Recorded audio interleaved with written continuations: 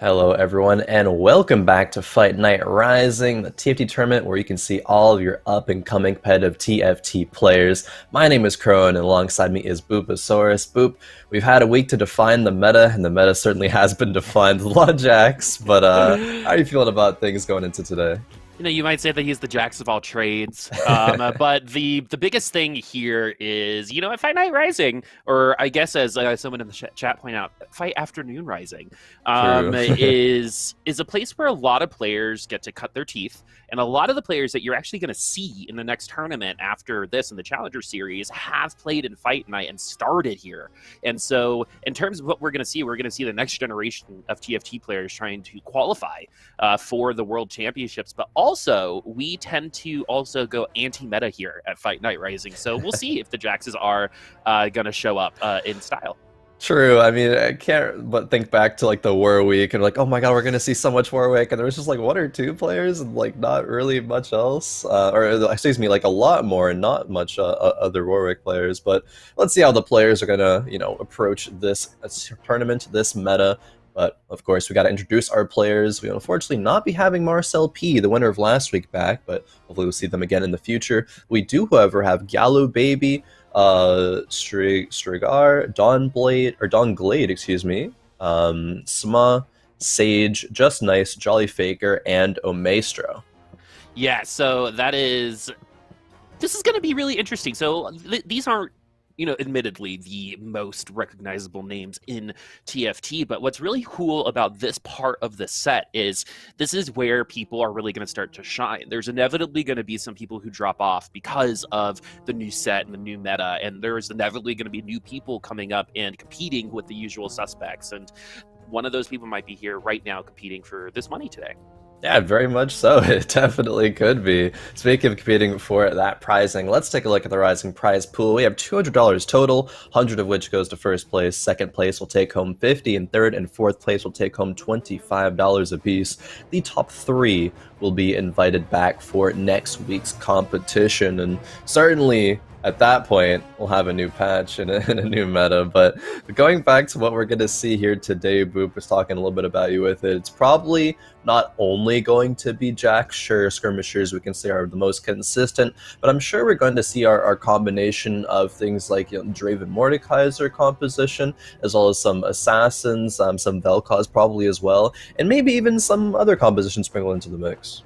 Yeah, I think Striger played Kale last week, True. and we had a couple Kale. We had two lobbies won by Kale last week, so we could potentially have that. And again, the way that TFT works is per lobby, you're going to have a different kind of meta based on the types of players that you have. I mean, during the reroll meta, we had a group of players that didn't like playing reroll, so we didn't have a ton of Tristana. So that might happen today, but I mean, all roads do lead through Jax. I feel like a lot of people are going to be going after that Skirmisher comp, and it is definitely one of the most valued comps in the game right now, which means that if you're going to go for that Jax, you're going to want 3 cloaks in order to get your best in slot items. So that's going to be one of the more contested items probably on some of these carousels as we get a little bit later on.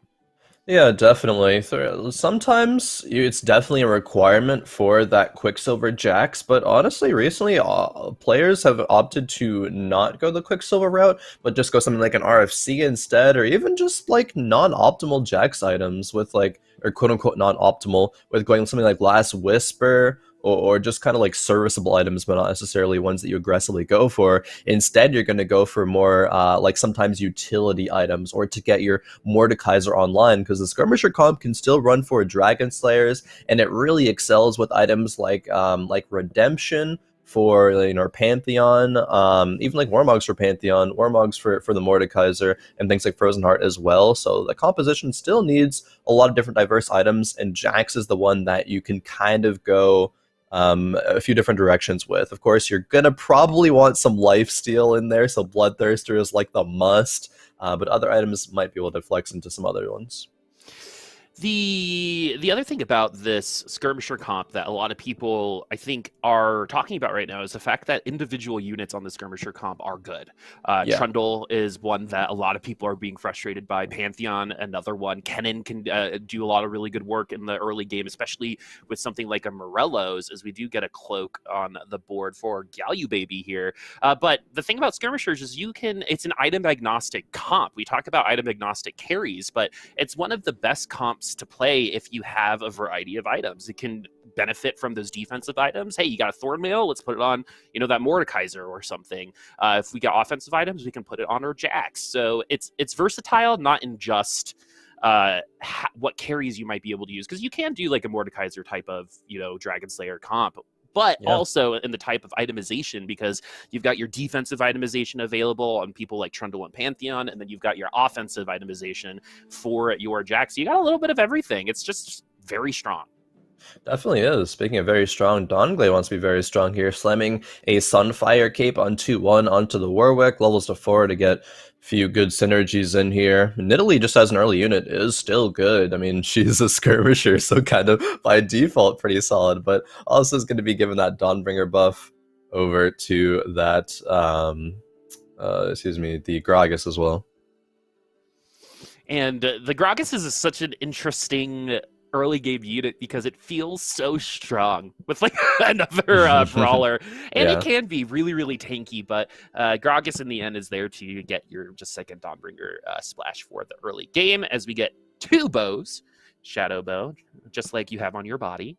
A Shadow Bow and the regular recurve bow goes with the regular recurve bow. So when presented with that choice and you get 2 of the same item, Shadow versus regular, what's the kind of thought process of choosing either one? Yeah, I mean, a lot of times it's going to be what's going to be the most value to slam right now, and if you're not thinking about right now, you got to think about towards the future. Things like Rage Blade are good, but Sacrificial Rage Blade often doesn't see as much play. It's going to be at the cost of a lot of life, and if you're building Sacrificial Rage Blade, you're usually not building Bloodthirster on that unit.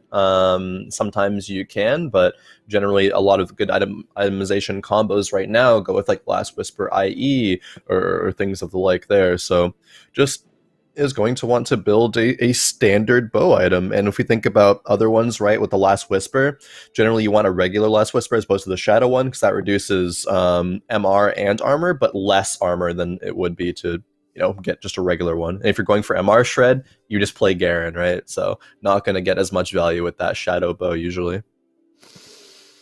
It's just less versatile, right? A lot of Yeah. those shadow items are inherently less versatile and can make you weaker sometimes, unless, because a lot of the shadow items also require another item to kind of go along with it to even out the give and take. I think the easiest one to think about is like Shadow Rage Blade and Bloodthirster, right?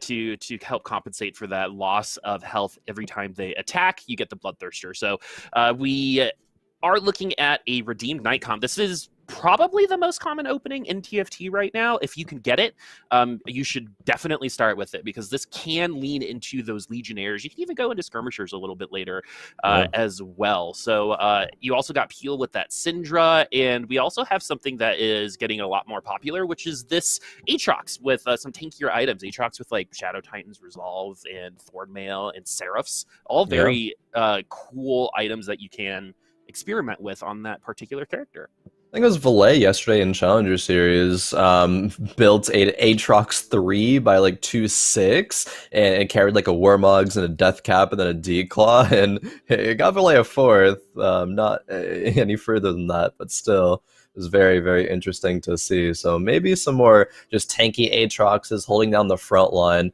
On the other side of the board, though, that we saw from Omaestro already had 3 tiers of components, 1 in a static Shiv and 2 tiers in the bench. And if I see many tiers, gotta be thinking about assassins, either Katarina or LeBlanc carries. LeBlanc still does very, very well with that very dark blue buff. Pairing that with like an IE or a GA, things of the sort, is going to be really, really strong. But on board with Just Nice, and Just Nice has a lot of nice looking skirmishers there on the board. Skirmishers. And the thing about the skirmishers is they're all good at tier, not Udyr, but the rest of them are good at tier 1, particularly Trundle and Pantheon. And Kennen, if you're if you're able to get that ult off, I mean, it's an AoE stun, the only 2 cost I believe that has one. Nautilus has an AoE stun, but right in front of him, where Kennen has access to that back line. So let's see if these Yeah. 5 skirmishers are going to be able to make it to that Ziggs. And the back line is running this 3 Hellion comp is a really great opener, but with the Jeweled Gauntlet and the tier, we might be looking at a static Shiv for this Ziggs. But yeah, it looks like these Hellions are going to be able to take down the skirmishers. No dragons for you. Yeah, to be honest, for Just Nice, that would have been really high roll if they're able to win streak until Krugs, because they only have 3 item components, right? That means they got none from the PvE rounds. They've gotten 1 just from opening carousel, 1 from the armory, and then 1 from this past carousel. So all gold means that Just Nice is almost 40 gold right now, while level 5 on 2-6. Like, this is such a strong start. And Duskglade seems to have already found a Jax, has the Rage Blade there on the Jax. Jax does have, of course, a bit of inherent ramping up from attack speed, so Rage Blade not necessary on him. Still, though, could be utilized in a Jax build that goes into the late game with 6 skirmishers. We'll have to check in back later with Duskglade and find out, because 3 skirmishers on the board there. And we've got a Rage Blade on the Jax. And so that is an item that a lot of people have kind of gone away from, because you've got a Rage Blade in your kit. So if you want to go damage, you can. But in the early game, this attack speed is going to be, you're seeing it right now, the difference between winning and losing. And so Duskglade is going to use that Rage Blade to their advantage, but you're going to be a little less impactful in the hyper late game with that item choice. You are going to ramp up a little bit faster, but you're pretty much giving away the defensive itemization option here. So probably no caustic quicksilvers or GAs or anything like that. I could definitely see like you could do like Rage Blade, i.e. Last Whisper on Jax, and find a lot of success there with if you can't find the Bloodthirster. Yeah, speaking of GA, I actually saw GA on a lot of top players' Jaxes yesterday.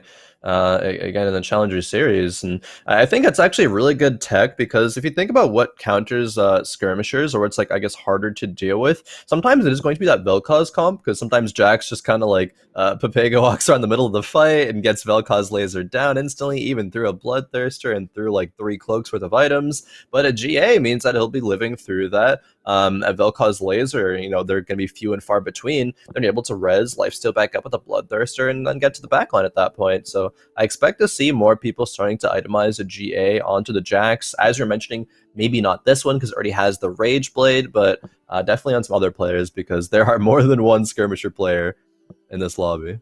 Yeah, what you'll see is kind of like in the past when 4-cost units like Olaf were really popular, is there'll be 4 people with an Olaf 1, right, until a couple of them get eliminated, and then they'll power up the rest of the people playing skirmishers, for example. So the fact that we have this Jax already is pretty crazy. It is very early on in the game right now, and we have one of the strongest units on the board along with the skirmisher buffs already. This is pretty. I would be happy if I was Duskglade right now.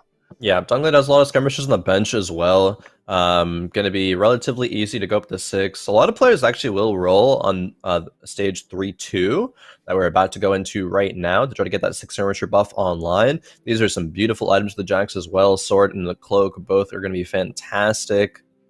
See which one Duskglade ends up picking. I mean, you want to be a Bloodthirster. It's like, can I pick both? Can I trade in one of my items on my bench so I can get both of these? Like, but I can't quite do that right now. Duskglade's thinking long and hard about it. Whew. Well, because you need both of these items. Yeah. Right? Which one are you going to go after? I would probably go for the cloak, because I'm probably going to be okay with the sword later on, because I need more cloaks to get to that Bloodthirster and that Runins that a lot of people like putting on the Jax. And you have the Runins on at the ready, and we're going to go ahead and put that on. So, and we have a constellation item, which is that Hodge, if that Bloodthirster never appears. Yeah, Hodge definitely not going to be preferred. Would like to see another cloak and sword come through, which is probably likely from Duskglade's position. Even though they're preserving their HP very well and they won't get priority carousel picks, they'll like probably natural 1 sword and cloak from the PV rounds. And if you don't, hey, you just call it a BG. Exactly. Sometimes that's good to do. Just be like, you know what? It wasn't my fault.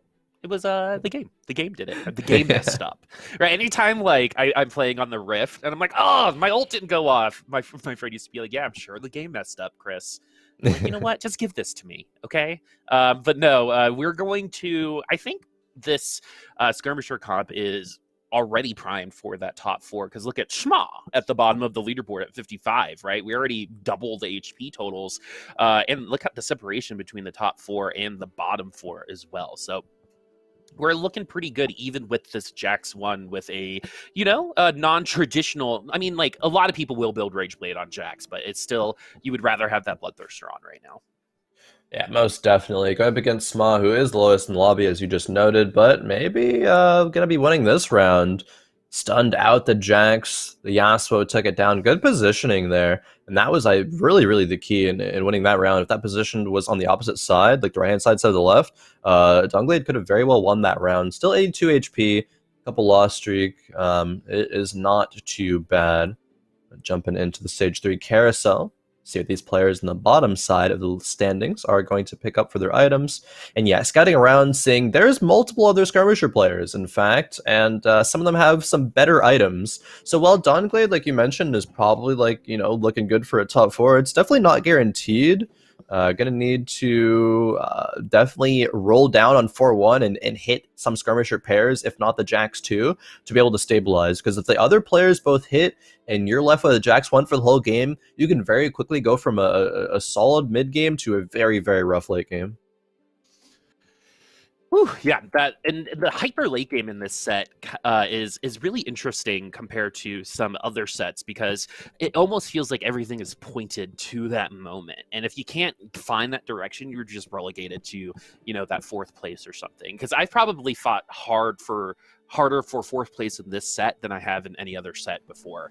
And the reasoning is because a lot of the game is made to even up at that time, that you're going to see these HP totals get pretty close, probably within 15, 20 HP once there's 4 people left, because that's how the game works. Everyone who's leading right now is going to have to stop buying units and econ to try to push to that late game at some point. So how are you going to do that? Well, you're probably going to lose during this 4-1 to 5-1 stage so you can get back your economy. For example, though, someone that is in a little bit of a precarious situation is Sage. Has good Draven items. It looks like we got one off of the carousel because of the belt, but IE on Draven is always going to be good. But the problem here is we only got 13 gold and we're level 6.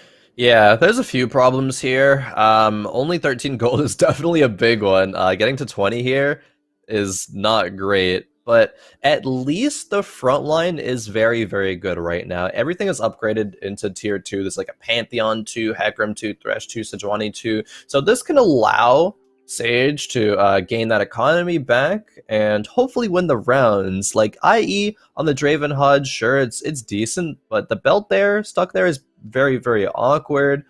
Generally, you don't really see Hodge on the Draven. If you're going to go a lifesteal item, sure, Bloodthirster saves him in some matchups, but you don't even need it because Draven, with being a Legionnaire, has some built-in lifesteal. And the belt's stuck on him, right? Maybe we can find another Draven, complete the item on that other Draven, and then Nico to pop the belt off. Like, that's always going to be an option. But even like this round's really close, with Sage already having spent a lot of gold to get them to this point. And Tsmmaa actually just barely has 30 gold on 3-6. These are some of the lowest econ players I've actually seen in a while. Tsmmaa! I feel like that's how you say it. But there's always one name, right, per lobby that I just get attached to for some reason. No, you're a car. So we are now going to go to Jolly Faker, another great name, and also running Skirmishers. But we have the what's Biss on Jax, guys? It is the Bloodthirster Rudens for sure, and even at level 1, this is going to be pretty brutal, especially against these wolves. But when we do get to the PvP, the Rudens is so valuable. A lot Olaf from last set in terms of, say you get stuck on a Rel, right? And in an Ironclad, for example, your Runins is going to spread that damage around and actually maybe hit someone in the back line. So you're not completely wasting your damage on someone who is literally made to take it. So that Runins Hurricane is pretty strong. Definitely best in slot in my opinion, because of that, because Jax can get stuck on certain units in the game. Yeah. Jollyfaker finds a Pantheon 2, and I think because of that, feels stable. I think if that Pantheon 2 was not found, Jollyfaker would definitely have rolled here to try to hit some upgrades. Like, still being on Jax 1 is fine throughout stage 4 if the rest of your units are able to buy time and able to tank, but might not be the case when face of this Vel'Koz. It doesn't find its way to the Jax, though, so Jax can be able to lifesteal back on up. Pantheon basically can just like 1v3 at this point, 1v4. And he's going to do just that. Pantheon, one of the best tanks in the game. That HP total is a mirage when that ult is happening. It's pretty much invincible at that point. We could have gotten the Dark Bloodthirster, but we're going to put the Dragon's Claw on. And so the Dragon's Claw might have been added just for the scouting purposes. I'm not really seeing a ton of magic damage right now. Yeah, there's a couple. This particular comp, I don't think there's a Vel'Koz player here, which would be where I would assume. Yeah, oh, there it is. Yeah. Okay, so they did, it's for the Vel'Koz. Yeah, there's actually 3 AP comps. There's a Vel'Koz. There's like there was a Shojin Jewel Gauntlet on some random frontliner that's probably going to turn into a Vel'Koz later, and there was a brand with IE Jewel Gauntlet. But so the thing is, right, Khroen, is do you need the declaw right now for all those tier 1 magic units, right? I mean, yeah, that's the question, right? Jollyfaker wanted the right now power instead of kind of risking it for something else. I guess if you scout the lobby and see that there are 3 AP comps, that's probably the peak of what you're going to run into in TFT. So if you have the option for declaw, that's a fine item. It takes the spot of a QSS, really. Vel'Koz ult that may have just one-shot Jax with a regular item build will now allow Jax to survive with the Bloodthirster Shield and the Declaw. So I actually do kind of like this adaptation by Jollyfaker here. This Pantheon is scary. Oh yeah, very much so. We talk a lot about Jax, but Jax's friends are also very scary. This is, this reminds me of just like, that group in school who, they kind of just own the school. They're popular and cool, but not very nice. Yeah. Right. I feel like that's these kids, right? Like I would be really afraid to ask to sit with them at lunch. Yeah, they just would beat me up. They're so strong. Exactly. They're strong very early on. They get their early power spike, and they're like, we're better than everybody else, so we know it. Yeah. Right? They've been working out at the gym since they were 4 years old for some reason. And this is where we're at right now. But as you can see, it's going to be up to the secondary characters in these comps to get to those Jaxes, because again, Jax is on half the boards right now, I think, maybe 3 on the 3. convergence. And so in order for any of these Jack players to really make it to that late game, we've said it before, it's the other ones need to fall. They got to kind of like do the shark in the womb situation. Only one of us can come out of this alive. So I'm going to be the Jack's representative in the top 2. Oftentimes there are multiple people who at least make it into the top 4 while playing skirmishers, but maybe not room for 3. So we'll see which one kind of gets the short end of the stick there. But we're getting into stage 4 carousel. The HP separation is continuing to happen between the bot 4 and the top 4, right? 40 to 29 down from 5th to 8th, and then 84 to 66, 1 through 4. There are also, I believe, if my scouting has served me correct, there's 3 skirmisher comps, 3 AP comps, 1 Draven, and I'm not sure what the 8th comp is. I don't quite remember that one, but Duskglade, being on the lower end of the lobby in terms of the skirmishers, is forced to roll and does hit the Jax too. That is huge. We don't have quite perfect items. The Risk Thirster is actually quite a bit worse than the Bloodthirster, not providing that shield, but it is still going to be fine. There is still some lifesteal that we can work with here.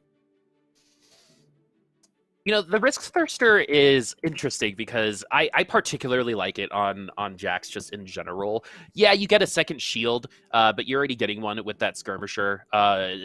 Regardless, so it's not something that I think is a deal breaker, but the secondary shield is just really nice for anyone who needs time to ramp up. Right. And so if you're not running that Rage Blade, that is going to be much more helpful with the regular Bloodthirster, right? Because it's going to take a little while to ramp up, and you might need that second shield to get to the point where each auto attack is refilling half of your life.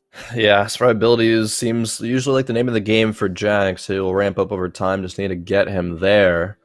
Risk Thirster, though, going to be a bit more scary to do that. But if the rest of your composition is good at protecting you, definitely can utilize that. Omaestro is a Vel'Koz player, has now finally found one Vel'Koz, shift those items over there. Just nice as a skirmisher player without even a single Jax at this point.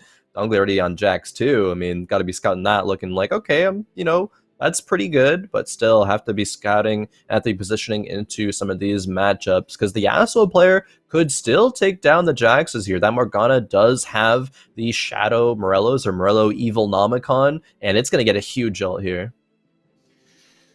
These ultimates in this set, particularly for our carry units, are so interesting because there aren't a lot of like big AoE ults in the game. We saw Morgana, but I feel like most of the ults are like what we see from this Yasuo right here, which is, you get one auto attack enhancement, right? Ooh. And then you get some like auto attack damage, right? Yeah. Pantheon is the same way.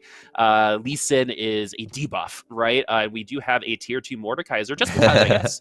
Yeah, he's like matched that between the past 2 rounds, and now Yeah. Duskglade can level to 8 and play 4 Dragon Slayers. Like this is shaping up, perhaps if he gets some more items. If he gets more items, that's where I think the Quicksilver becomes Yeah. pretty appropriate when it comes to best in slot, because Mordekaiser is like swinging that hammer while underwater is what it feels like. You know what I mean? Just like that much resistance. I'm Ooh, not, but we are gonna hit level 8. Diana. We hit the Diana. This is the comp. Yeah, hit the Diana in the shop, had like almost exact gold to buy it. Rolls once and finds a Viego as well. Duskglade just hit. Oh my. So this comp has now become possibly one of the strongest comps on in the entire lobby at this point in time. This Yeah. is the skirmisher comp, and we have really close to best in slot when it comes to the Jax, but we are missing some power there. This Draven Yeah. might actually be a little bit of an issue as well, because while skirmishers can take and do damage, it's both the tankiness of these skirmishers are not anything to be excited about. No, the Draven does fall there, so Sage will lose the round. Duskglade with all those upgrades going to find a very important win, given that they're 18 HP. And like you said, just the Jax items are, they're serviceable. They're fine, not best in slot, but we can make do with it. It's the other items in this composition that I'm worried about. Sure, Thieves Club's Trundle is fine, but like Lee Sin having a Sunfire Dark Blue buff isn't amazing, and you don't have any items for anything else. Do find a Diana too, and that's really good at dealing with backline threats, but no Mordekaiser items, no like Morellos on the Kennen. Sunfire instead is a lot weaker. I think that it's likely to see Duskglade fall off and perhaps not reach a top 4. It could go either way. It really does come down to the positioning. Well, I was in a very similar position the other day where I locked in pretty much exactly this at like 27 HP and then got 5th. I just didn't have enough HP economy to continue rising up. And there are ways that you can get rock, paper, scissors, right? Like the Vel'Koz if one Vel'Koz ult can take it down an entire team. Excuse me. So we're getting into the backline now, and Sage is going to get eliminated. That was a lot of damage, as Duskglade actually lost that last round. So that might have been a rock, paper, scissors situation, or there might be some even stronger comps, as this Abomination comp with the Vel'Koz is one that is becoming very popular right now. I don't know if you saw, but me and Master Keane wrote a little write-up on it. Yep. Yeah, I did take a look at that.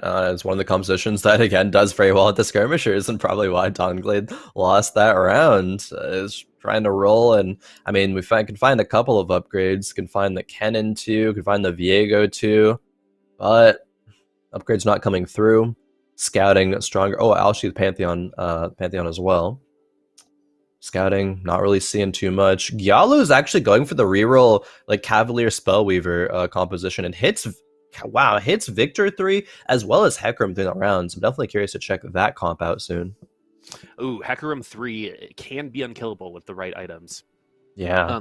We do have, and you're seeing exactly why that Mordekaiser needs a little bit of extra help in the back end, because it's just not swinging fast enough, as Duskglade will take down just nice.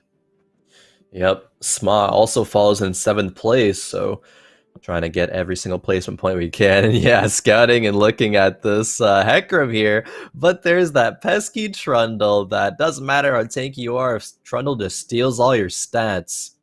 Feels bad, man. Feels bad, man. These are okay items here. We've got Jeweled Gauntlet for maybe a Vel'Koz. We've got the Zeeks, which is probably going to be helping out that Jax. And this Abomination comp is very interesting because the thing about Victor that a lot of people don't really play around is the fact that he's a support.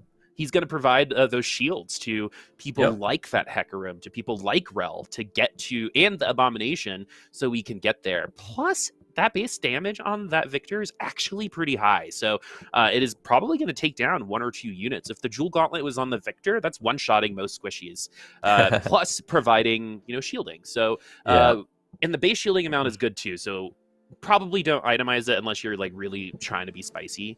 But in the end, this is looking pretty good. These A-Bomb comps, even though we don't have the A-Bomb 3 anymore, because we're looking for Sejuani 3 right now, can make it through to this endgame scenario and potentially get us to that top 4 as we have our final 6 in the lobby.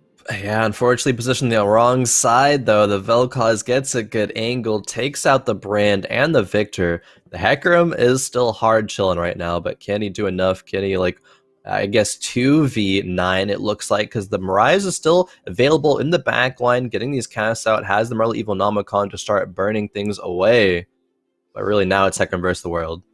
I think he could do this. Yeah, it's very well possible. We did just get to overtime, but because we are a Cavalier, we are going to charge right back in. And look at this. Hecarim did... It's going to tie. Gaining damage or gaining health through the turret, and it looks like that was a tie. Yeah, so that is going to tie. We don't see those very often, but with as much tankiness in it this set, the later rounds do go a lot longer than they have in the past. It's very rare to see a tie, but I guess you'll see it when it's just a Hecarim getting thrown around every which way by the Syndra. That was such a funny thing. Just throw the horse back in the back line, then it just charges forward again. Hecarim could not be stopped, but until the round said, okay, we are stopping you, the game said not enough time left to go. Excuse me. So Tsmmaa was eliminated. We've got Duskglade on elimination station, and we're looking at Gyalu baby. And Rise with the more evil Nomicon is very good. However, we've got a Quicksilver on the Viego, which is going to be able to take down 1 unit. Unfortunately, it's just the Kled, not really the unit that you want there. As our Brand, man, Mort is probably excited about something. I know he's on vacation, but saying this Brand is probably. He probably hears it in the wind, like, Brand carry?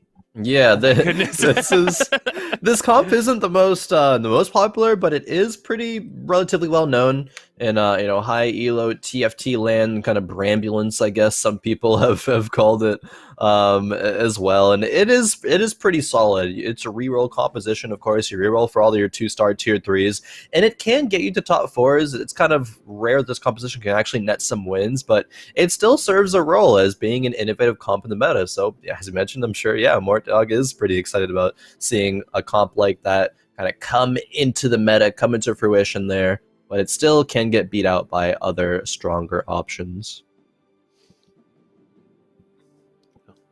This more evil Nomicon on Rise is one of the best units. Yes, it takes 2 casts, but it's the cannon ult without having to put yourself in a bad position, right? You can still stay in the back line and get the same amount of damage off, as we still have a couple Jax comps, and we have a couple Invokers and Spellweavers on the field too, some Mystics. So these are the comps that I think we would have expected to get here. Maybe other than that Brambulance comp. I don't like that. That doesn't really roll off the tongue. But the overarching theme here is that one of these skirmisher comps will probably not make it to the top 4. Yeah, pretty likely. Although there is a Viego 2 with Quicksilver and Frozen Heart. Now they're on the other side of this matchup from Jolly Faker. Jolly Faker has a really good skirmisher comp, though. It is the Declaw Jax. Is going to try to do its best, but now Viego finds it just nice. Takes a big hit onto, or excuse me, Jolly Faker takes a big hit by just nice. Mordekaiser versus the Hecarim, but Hecarim will win that matchup. Duskglade eliminated in 6th. With this Jax 2 really early on, remember Duskglade I think got the Jax at 3-1. So maybe it is this Dragon's Claw in the end, even though there weren't a ton of magic damage just then, it ended up coming through anyway as the Vel'Koz comps are played really well at high levels. You don't really see Vel'Koz for my Plat and Diamond brethrens played super well because a lot of people get stuck on Hellions, I think, early on and think they have to go all Hellions when really you can go into that Vel'Koz from the Hellions because of Ziggs. But the overarching theme here is it's going to be Vel'Koz versus the world, I think, on these rounds. And then it's going to be up to Hecarim to carry for gyalu baby, who I think does have a top 2 comp right now. Yeah, definitely has potentially top 2 comp, and yeah, it's going to be really good into taking out that Jax early. Even with the Declaw, it just wasn't enough. Jellyfaker will certainly lose this round, and This is cool. No, it won't be eliminated, I don't believe. There's not enough damage to come through, but just Nice will be, though, on the other side. Oh, no, actually, that was exact lethal. Wow, if the Rel fell, would have survived, but we're going to be down to our top 3. Jellyfaker getting 4th. So what's actually really cool about this brand in Rise comp right now is the fact that there's actually a ton of single target damage, right? So you've got the Rise and the brand both adding dots to almost the entire team as we get even more tankiness in the front line. Then you've got the utility of the Victor keeping them alive so they can keep adding those dots, those debuffs onto the other side of the convergence, because that damage is stacking on top of each other. So while it's not all happening at once, the damage over time on this team is really cool to see. Wait, are my eyes saying this correctly, Boop? Have all of the skirmisher players been eliminated already? There's 3 AP comps in the top 3? I think so, because I'm pretty sure that's all we're seeing. Yeah, because the other comp is a Vel'Koz comp. So remember what we said? Fight Night Rising can be anti-meta. That's crazy. That is very, very crazy.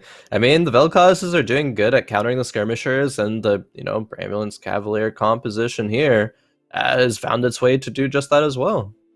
Good positioning. Some skirmishers not really popping off, some unoptimal items on them. Viego's probably not jumping to the correct spots. Means that they're all eliminated. Wow.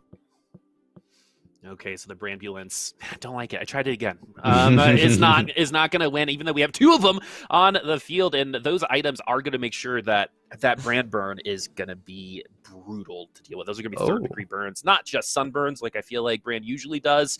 As we have a Chalice of Power, the shadow version, and so I love the spread shadow items because of the type of play they require. They will affect either the holder or the people next to them negatively.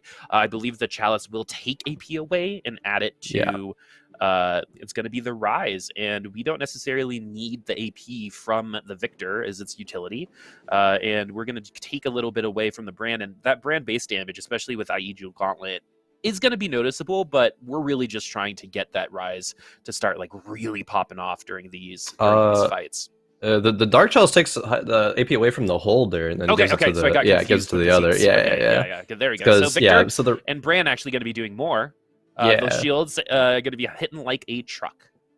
And the Rise has the Morella Evil Nomicon, so it's mainly just going to be that Morella's damage coming through. So it's very, very okay to take more AP away from him and then give it to the other units. It probably won't be enough because, again, this Vel'Koz is positioned on the opposite corner to counter it. So it's just going to be the Cavaliers versus the rest of the world here. But Sejuani, being that newly upgraded tier 3, might be very, very key in actually winning this matchup for Gyalu.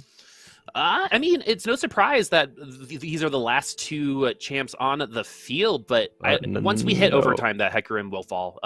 Or maybe even before, as gyalu baby is going to go to 5 HP. We're getting around 6-6. This is one of the first rounds. We usually are done with our lobby by this time, but we still have 3 players remaining, so we're going to make it to round 7, and it's going to be a 1v1 probably at round 7-1. We'll see. Yeah, looking pretty likely. The Garen, I believe, should find its way into this composition over the Morgana, but not going to be the case. Tried to roll to find the Morgana too. It does give Nightbringer. Does give Mystic as well, which Mystic buff is pretty good. But shredding all of that MR at the Garen could have been solid as well. It's a tough decision to make, but the one that Gyalu's made is taking with the Morgana. And now the Vel'Koz still is going to be on the opposite side of all the units there, all the carries. Ulti comes through, deletes them all. It's just the Cavaliers left alive yet again.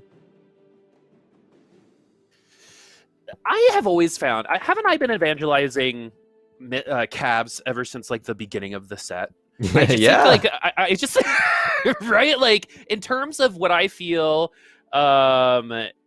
is innovation is moving some of these Cavaliers into the late game. It's not going to win you a lobby like we see, but anytime you play Cavs, you're setting yourself up for a top 4.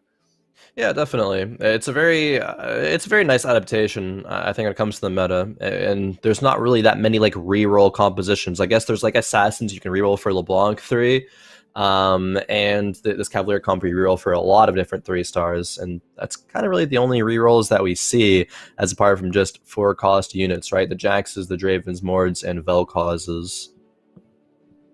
But it's going to be a 1v1. Probably the last round of the game. Zeke's comes through. Roll's already happening, but we're not really finding any upgrades.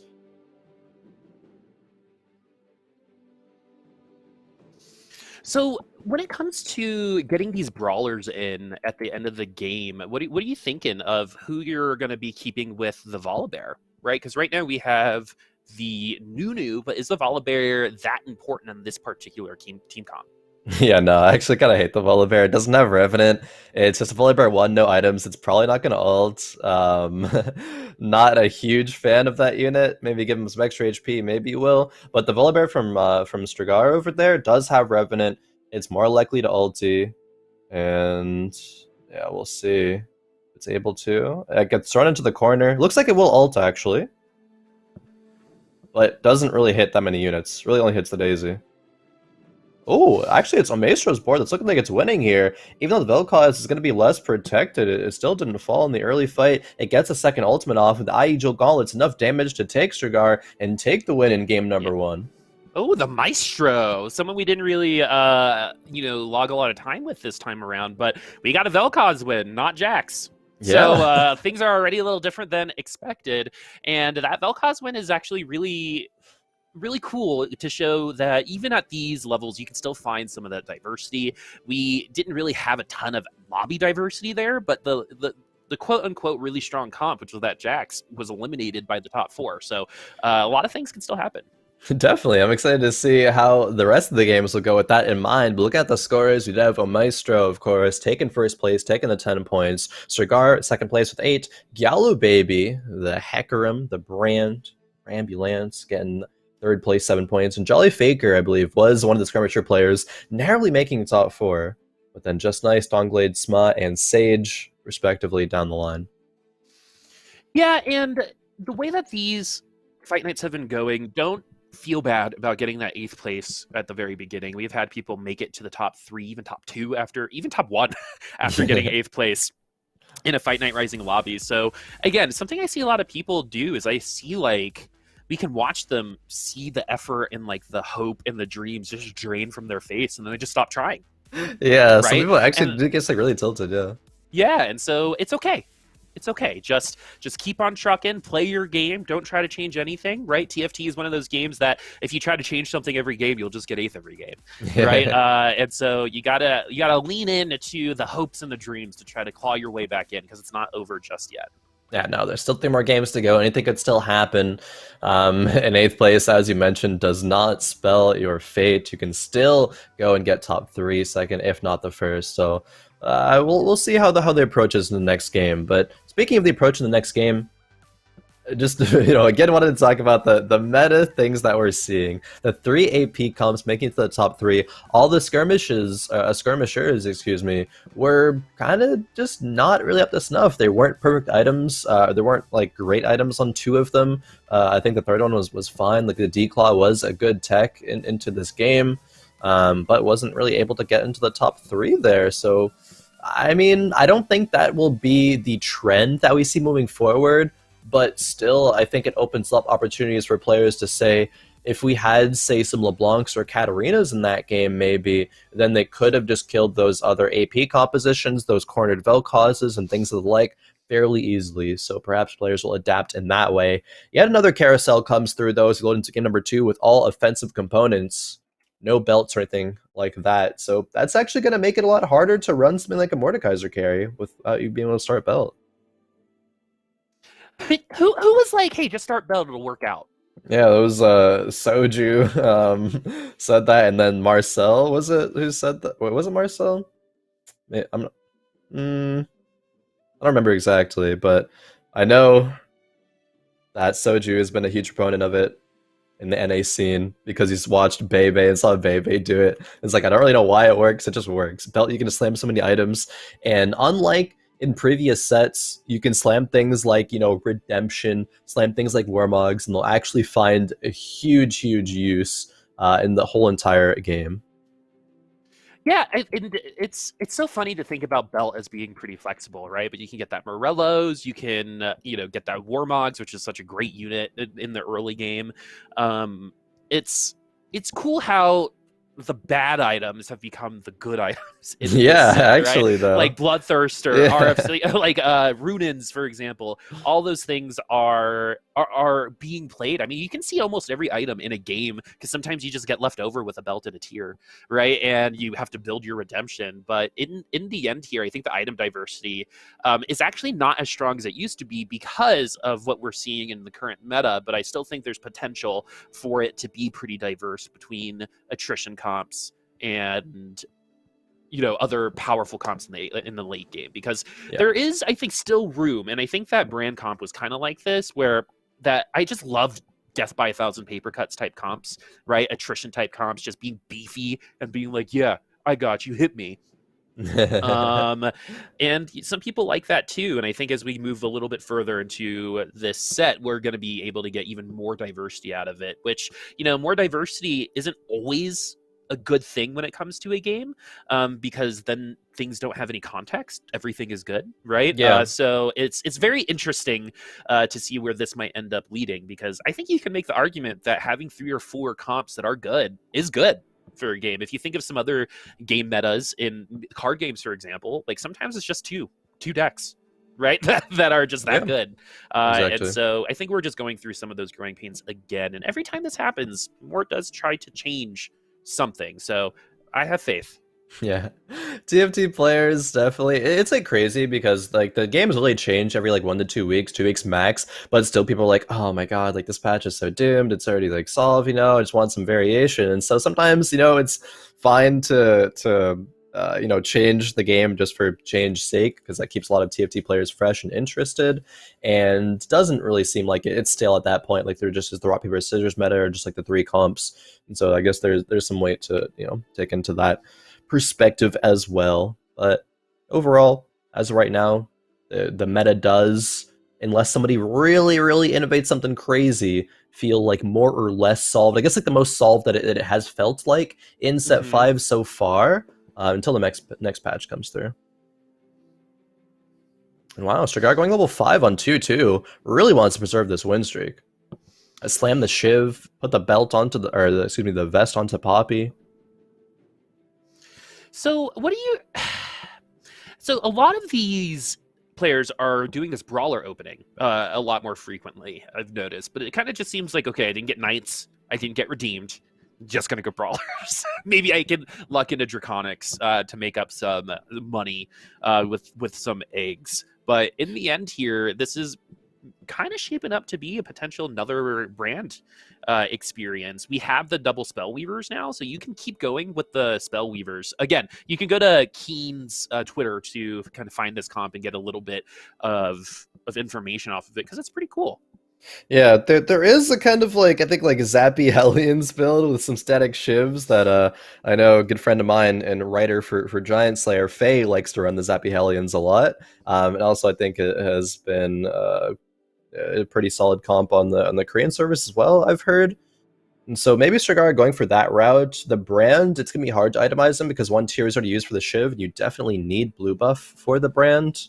so going to be a long way apart from that one. Cigar really just wants to probably be able to have this early win streak, be able to go maybe even a fast 8, dare I say, even though that seems to be a very, very weird thing in this meta. But then to get like an AP comp online, whether it be Vel'Koz, whether it actually be an Invoker board, because one of the most cat boards in the game still is going to be like Invoker, Heimer, Teemo, but it's really, really hard to get the comp online and by no means consistent. But an opener like this can get you there.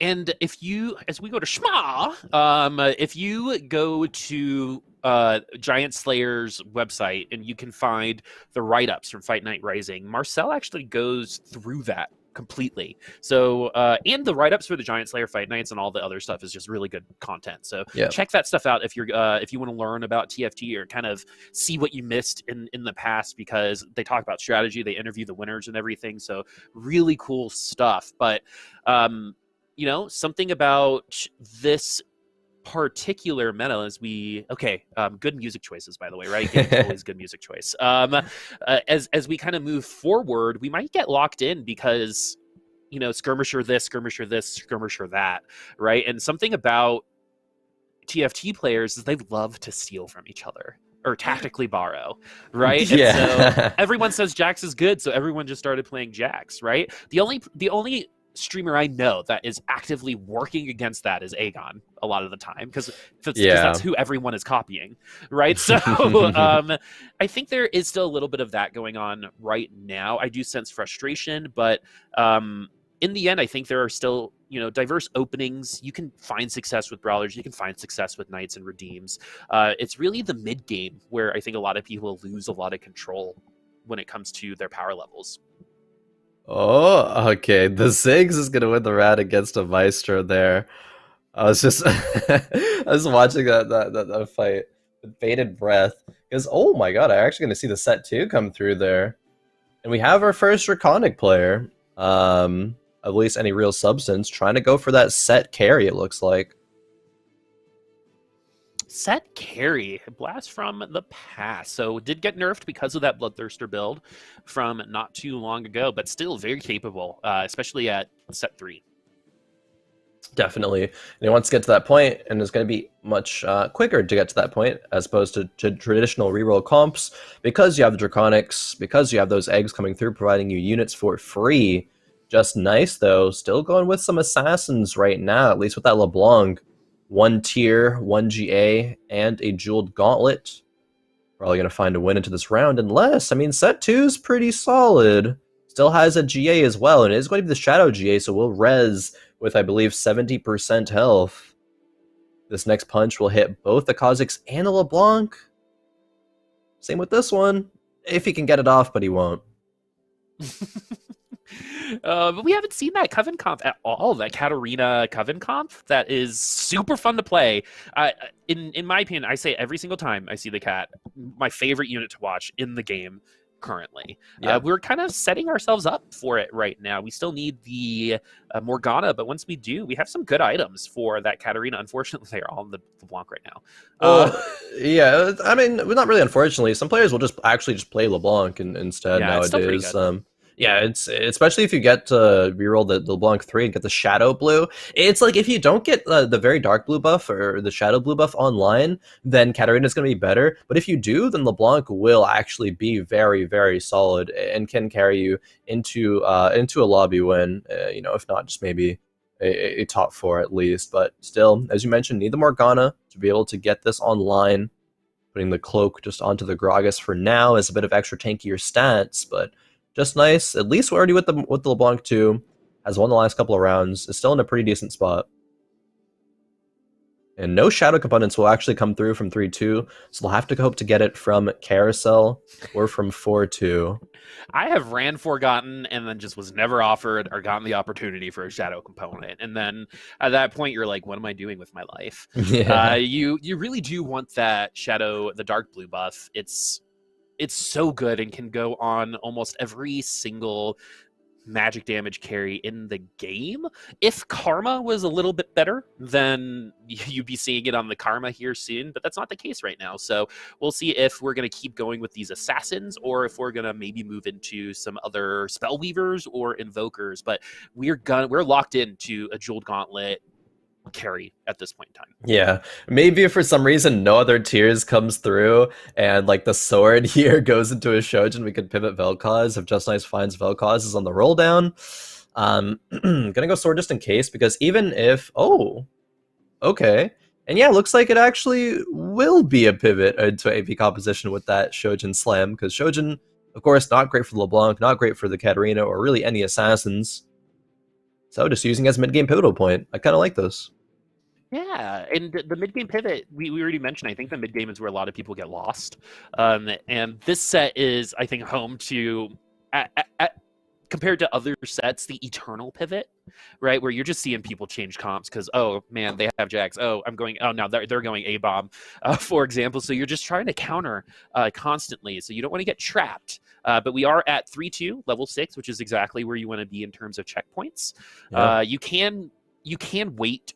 You could do it at 3-2, and then you can do it at like 4-2. You can wait an extra round if you want to wait for an item to like really decide your team comp. But this LeBlanc comp is already on a 3-game win streak. It doesn't look like it's going to be able to maintain that right now unless this LeBlanc is able to start popping off. No lifesteal or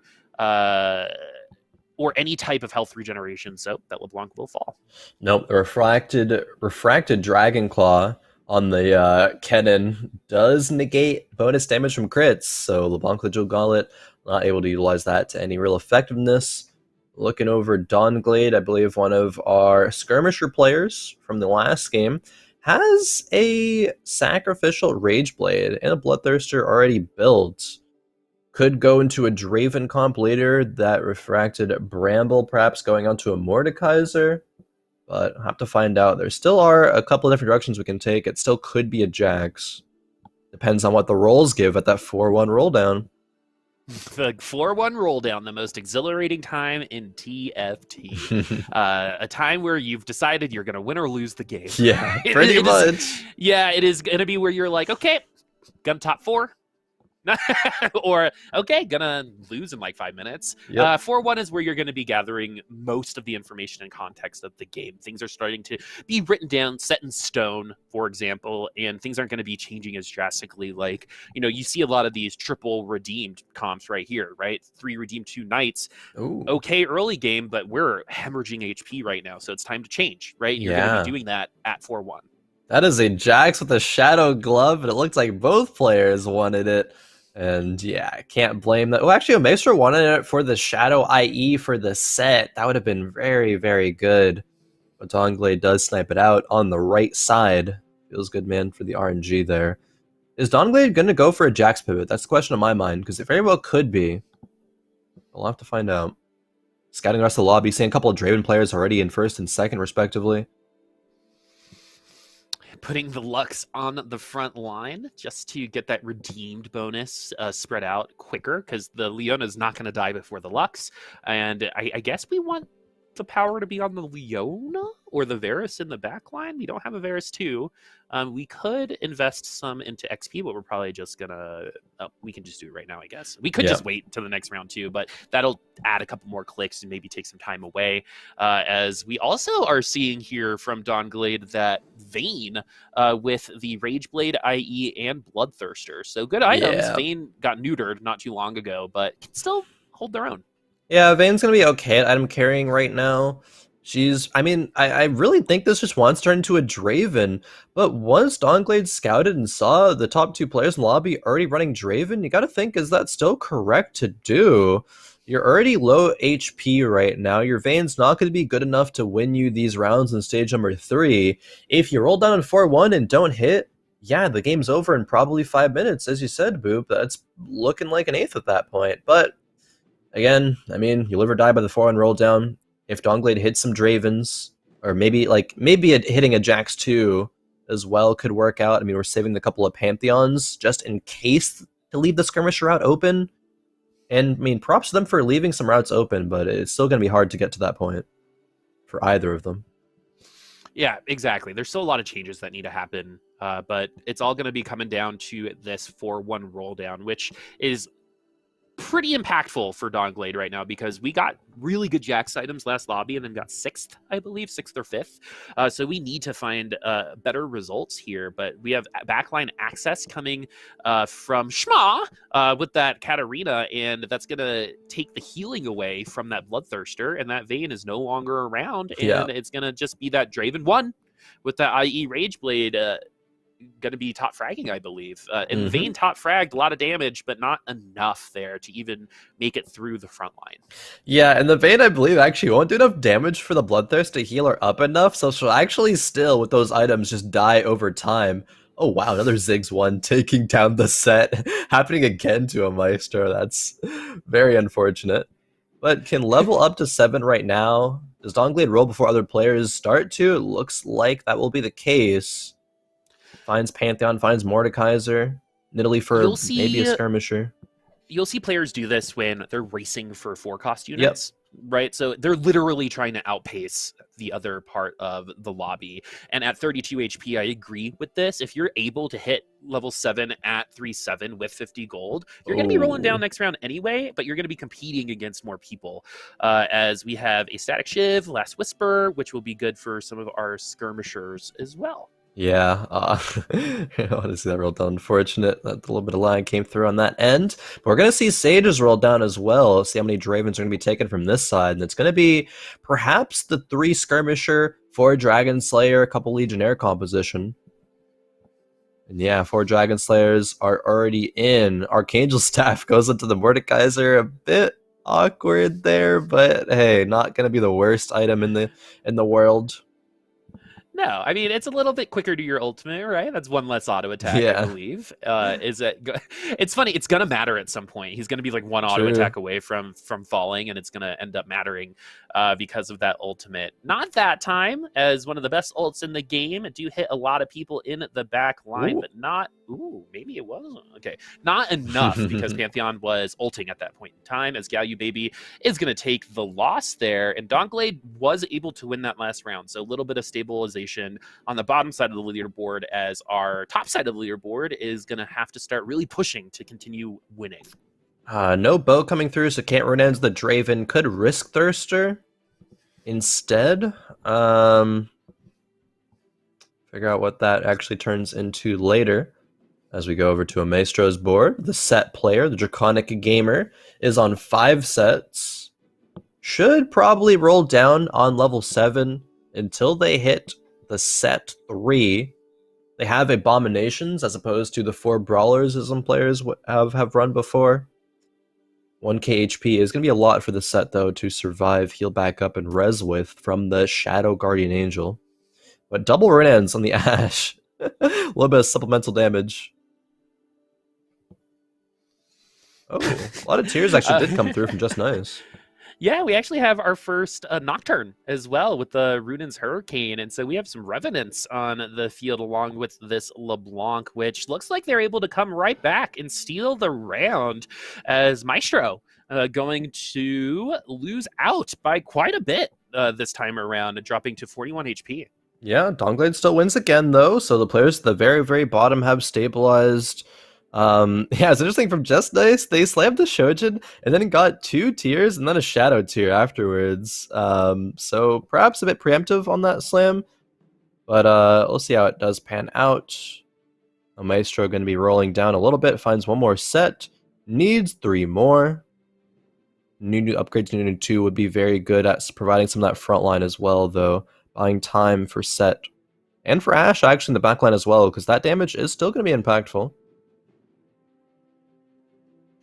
Impactful damage in this set is just so important, right? Because as you can see, backline access can be pretty difficult, especially with units like Syndra, for example. And this set, along with this Ashe, are going to be able to bring this right out again as Maestro steals another round, this time only by 1 unit. But that damage, along with that armor shred with that set ult with IE and Bloodthirster, you're going to be getting a lot more HP back too because of that armor shred, for example. So really good itemization and impactful damage there that's going to be sticky on a lot of those units. Definitely see what Omaestro makes use of with this spatula.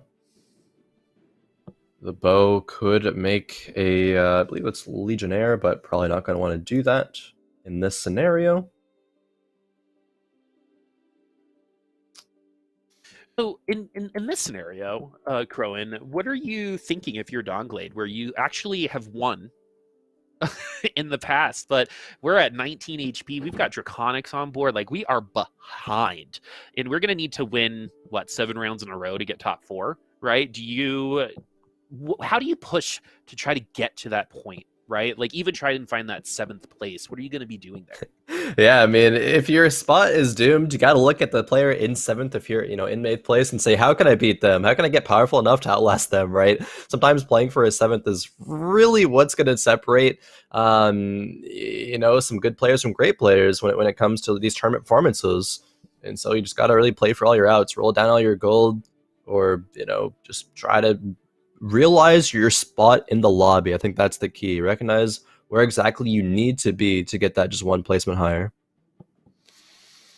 Okay, so we do have that set 3 online. GA already broken through. At least we only lost by 1 unit, and once we get to those rounds with 4 in the front, that's very important. Good losses become even more important than in the past, as our bottom 2 also win out, which means the lobby is starting to even up. The power levels are starting to increase, and we are very close to that Ash 3 with our Draconic player. Blue buff on the Katarina on Just Nice's board right now, and we have the Covens as well. Coven Spatula Ivern.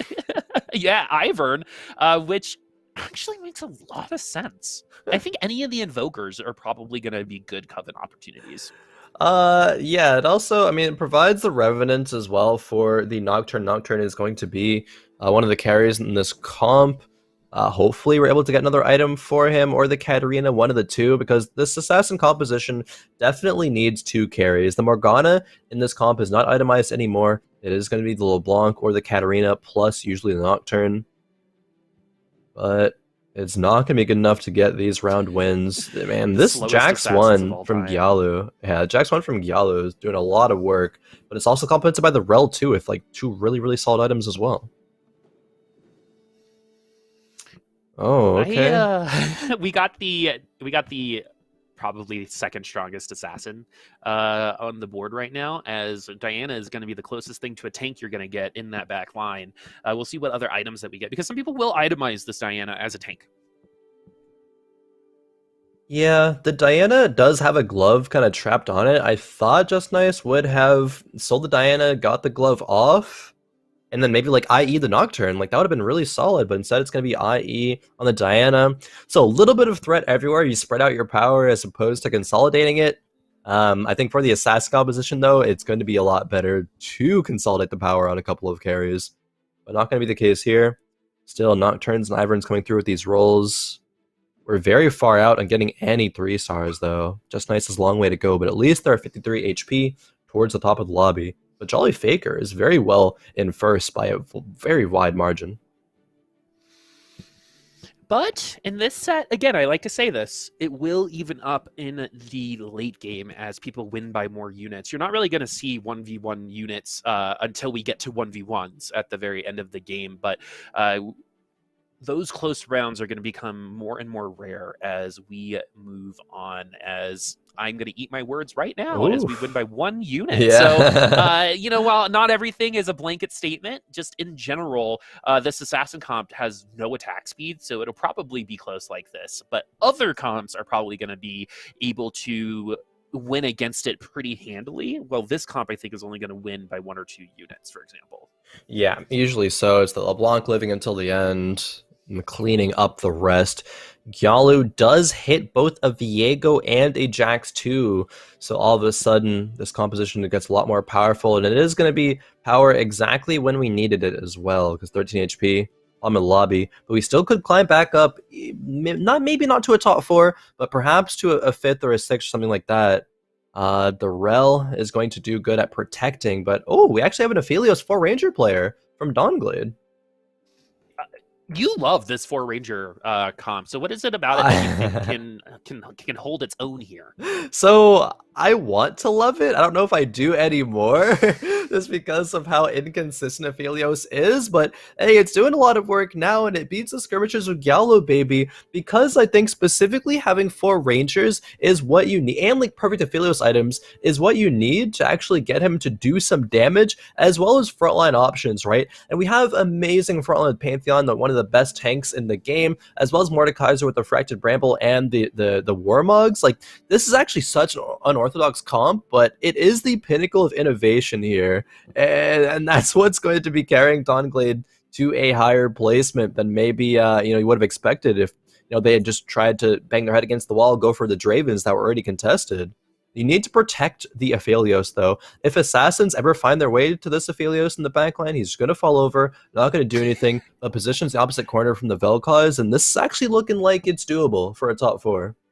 Yeah, Jolly Faker already with that Vel'Koz 2 in the back line with Jeweled Gauntlet and the Shadow Hodge, which means that they're going to alternate with attack damage too. So those tentacles are going to slap pretty hard. Yeah. Just in general, but the oh, okay, it's a win. The ult ended just a little too. Oh my goodness! Ooh, okay. Wait, no, it's not a win.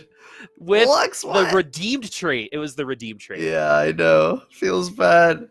Aphelios losing 1v1 to a Lux. You really hate to see it, Boop. Really hate to see it. That's why I have no faith in this Aphelios comp anymore. This is why. I want to love it, but I just can't. Aphelios I was literally going to be like, and that is why, like, what you just saw is why you don't play it. Like, that is the example of what, if a Lux can ult once and then just auto-attack you once after a fully sacked Rage Blade has already started, you're going to be a little upset. That's going to make you a little wary of Aphelios moving forward.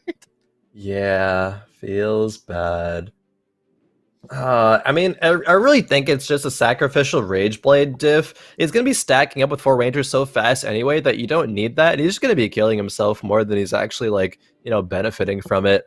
If he can finish the fights off, like, rather quickly, then it's going to be still okay. I mean, every ult comes through with the Bloodthirster. It's going to heal you up a significant portion. Positioning is going to be key because you can't afford to mess up in any of these rounds. One loss could do it for Duskglade, so it's going to corner against the Assassins, but we're not facing Assassins. We're on the correct side against the Vel'Koz. Another Vel'Koz, though, and Deathcap goes in the Mordekaiser. Deathcap on the Mordekaiser is absolutely terrifying. Look at that shield. Yeah. Look at that shield. And now look at it go away and come back and win a round.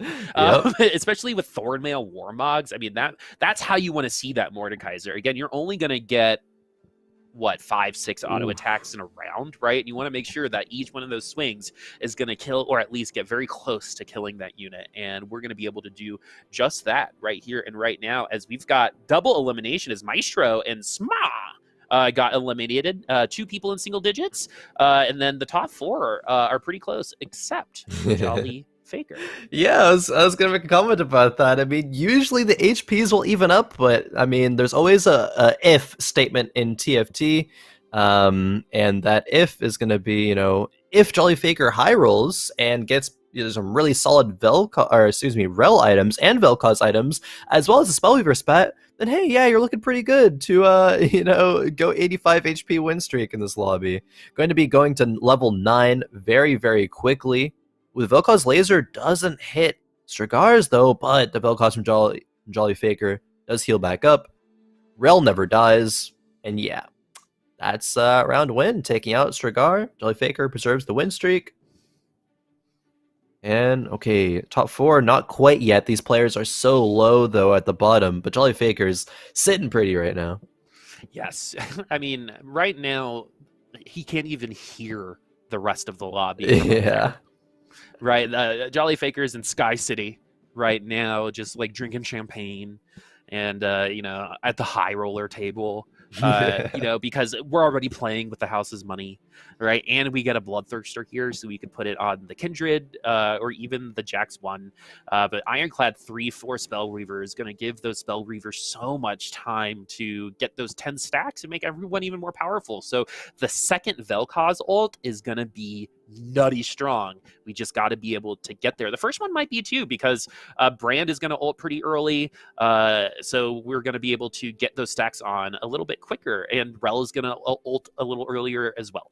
Yep, get Kindred 2, get, Lulu 2 if we want to run the Mystics. Gonna be putting in Tarek for now, though, for the couple of nights, and just make this board a little bit, have a little bit more frontline. The Bloodthirster probably, okay, it is going to go on the Jax, and we can sell the Jax later depending on the matchup, but 3 Ironclads is going to be really good versus this matchup in specific versus Gyalu, baby. And look at the Vel'Koz positioning. Oh, it gets stunned, though, instantly by the Trap Claw, I think. Trap Claw, one of the hypest items in the entire game, and one of the highest skill expression items in the game, as well as you see this beefy front line getting closer and closer to that Vel'Koz. We got to make sure that we get another Vel'Koz ult, and the Hodge is keeping us alive, and we got 2 extra units because of that Hand of Justice. That's worth it, in my opinion. But our top 4 has single-digit HP, except for Jolly Faker, and this does not mean Jolly Faker is going to win. This does mean, though, that if Jolly Faker does not, we're going to be here for a while. As, they're going to need to take that HP away, because this comp is not at its peak level just yet. This is beatable. It is beatable, and it was in that last round. Duskglade does, unfortunately, go out in the bottom 4. So the Aphelios not really cutting it. In this matchup, Ironclads don't really do that much, but Katarina 3 and LeBlanc 3 comes through for just nice. And the Vel'Koz do it yet again, but he's pulled into the middle of the map from the Diana. The laser is going to be doing a 360, but actually gets stuck on the resurrecting unit. Somehow the Vel'Koz is actually still alive while being in the middle of everything. And the Katarina jumps right in front of the ulti. No! Oh, Jolly Faker takes out just nice. Gyalu loses to Sage.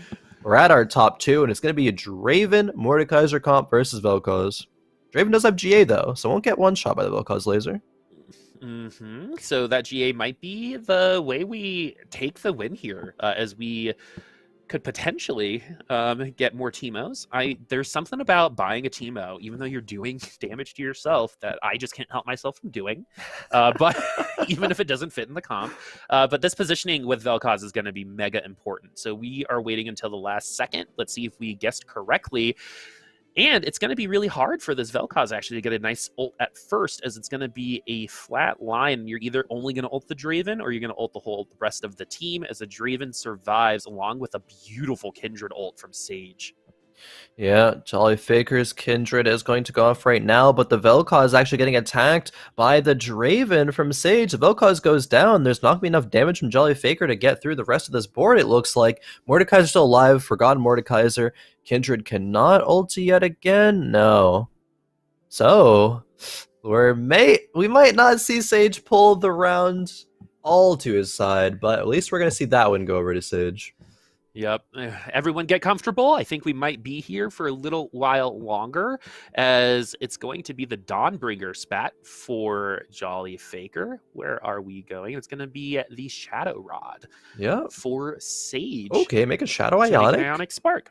Yeah, so, okay, if the Trundle gets a lot of AP, he'll steal near, like, 90-something% of somebody's stats. Yeah, watch out for that Trundle. It's going to do a lot of work.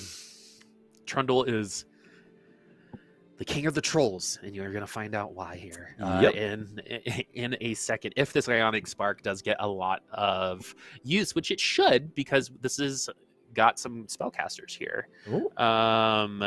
Oh, nice swap by Sage. But it does go into the gets Rel. That really nice swap. Where is the Vel'Koz? It is going into the corner again. The Trundle at 80 AP already. Draven reses. Yeah, takes out the Vel'Koz. Nice last second swap from Sage there. Recognizing Jolly Faker would swap, and so actually just predicted it. Gonna win another round. Yeah, Boop, we could be here for a while. Maybe into stage 7. I think that if Jolly Faker wants to win, we got to try to find some like percent health or something. That Mordekaiser has been almost impossible. It survived to the end of the round each time. Yeah. So we got to try to counter those units specifically. And do you want to... So Draven in the front line might look weird to some of our friends watching. Do you want to go over why it's in the front line? Protecting against Vel'Koz. That's going to be the key If Draven's in the backline corner and gets caught out, he'll go down, resurrecting the GA, and not be in position to take out the Vel'Koz as well. If Draven's also in the backline, it'll be harder for him to get there. Draven is going to be on the wrong side here, but with being in the front lines, however, the Vel'Koz ulti is going to go through the center of the map and not hit Draven for now. But it will get dangerously close. Might be actually a Jolly Faker win close here. Isn't close enough, though. Yeah. Right? So, Jolly, yeah, we're going to get the win. We finally got the positioning advantage, and that goes to show in that 1v1 situation how important positioning can be, because we might have been there till stage 7-4 based off of those numbers. But we're going to move on into halftime. We're going to see the scores here in just a second, but I mean, it has been pretty par for the course so far today. It kind of has. I think some things to be a little bit unexpected. I mean, there's Vel'Koz versus Draven in the final two. Again, no skirmishers making their way up there. We saw the assassin composition finally come out, and I love that composition personally. If it's not Aphelios in the meta, like I'm gonna be going over to the assassins because they're a lot of fun to watch jump around, one-shot things. We do have the scores also ready for the previous two games, and it's going to be Jolly Faker coming out on top after 2, got a 4th and a 1st. Gyalu Baby in 2nd with 13. Omaestro in 3rd with 12. And then a little bit of a tie here with Stragar and Just Nice for 4th place. On the line, it's Sage, Duskglade, and Tsmmaa with 9, 7, and 3 respectively. Boop. So everyone's still in the running, even Tsmmaa, for the top 3. You never know what might happen. A lot of people tend to do better. Some people do better at the beginning and then fall off at the end, and other people will grow throughout an entire day. So don't count anybody out yet. It's still anyone's game. It very much still is anyone's game. We'll have to find out whose game it is after the break. We'll be back in a few minutes for more Fight Night Rising.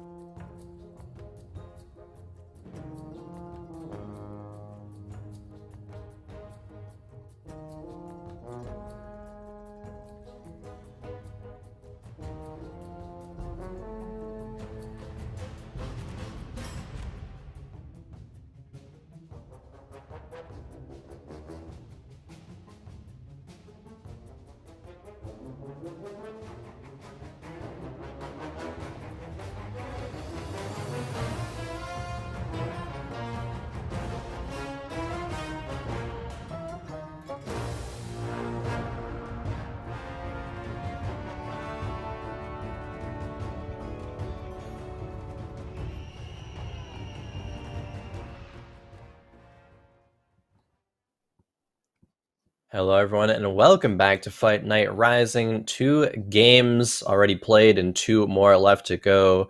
Boop, I want to turn it over to you right now and kind of get your thoughts after halftime so far. Has what we've seen so far led up to your expectations, and what are you looking to see moving forward? I am probably looking to see a little bit of the same. We seem to have some Vel'Koz players in our lobby today, and they've been Yeah, very successful over the last 2 lobbies. Not the Jax. Jax has not won a singular lobby today. So yeah, not even top top two. four, yeah, has top four, not even top two though. There was a point where like 4 or 5 people were running it, and all of them were eliminated by the top four. So I'm curious to see if that's going to change. Are we just getting better at dealing with Jax? Is it the natural flow of meta, or are we just kind of in a lobby with a lot of Vel'Koz players? We'll see. Yeah, it might be a lot with a lot of Vel'Koz players, but kind of as you mentioned earlier on into today, what we see on Fight Night Rising sometimes does not really line up with what we expect coming out of, say, just like watching streams of like, high challenger lobbies. Of course, these players are still very good. They're all Masters Plus, but they're definitely more, up and comers. But it's going to be the players coming out on top. And I mean, very much like Jolly Faker, who is, a 3-point lead coming into game number 3. We'll see how well they're able to, take that lead into perhaps a victory. All right, we have our first carousel items. Jolly Faker, our winner from last lobby. Very strong win, by the way. Was not close. It looked a little close there for a couple rounds, but we did some positioning changes, and we're going to start off with a tier.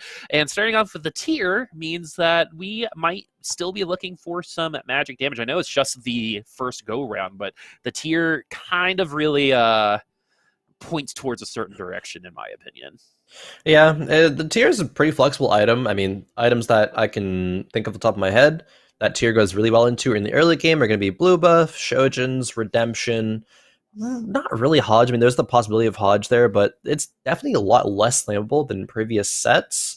So yeah, those items are kind of it to be. Maybe a Shiv if you're just going for early win streak as well. Yeah, and that's the thing, right? I think of all of the items you listed, I think blue buff is the one that it can be most valuable towards a carry, and we aren't going to be able to use that just yet. But this is a nice little pack here, as that means we're going to have 5 Kallistas. So Kalista decisions must be reroll? made. Yeah, Kallista reroll. Let's do it.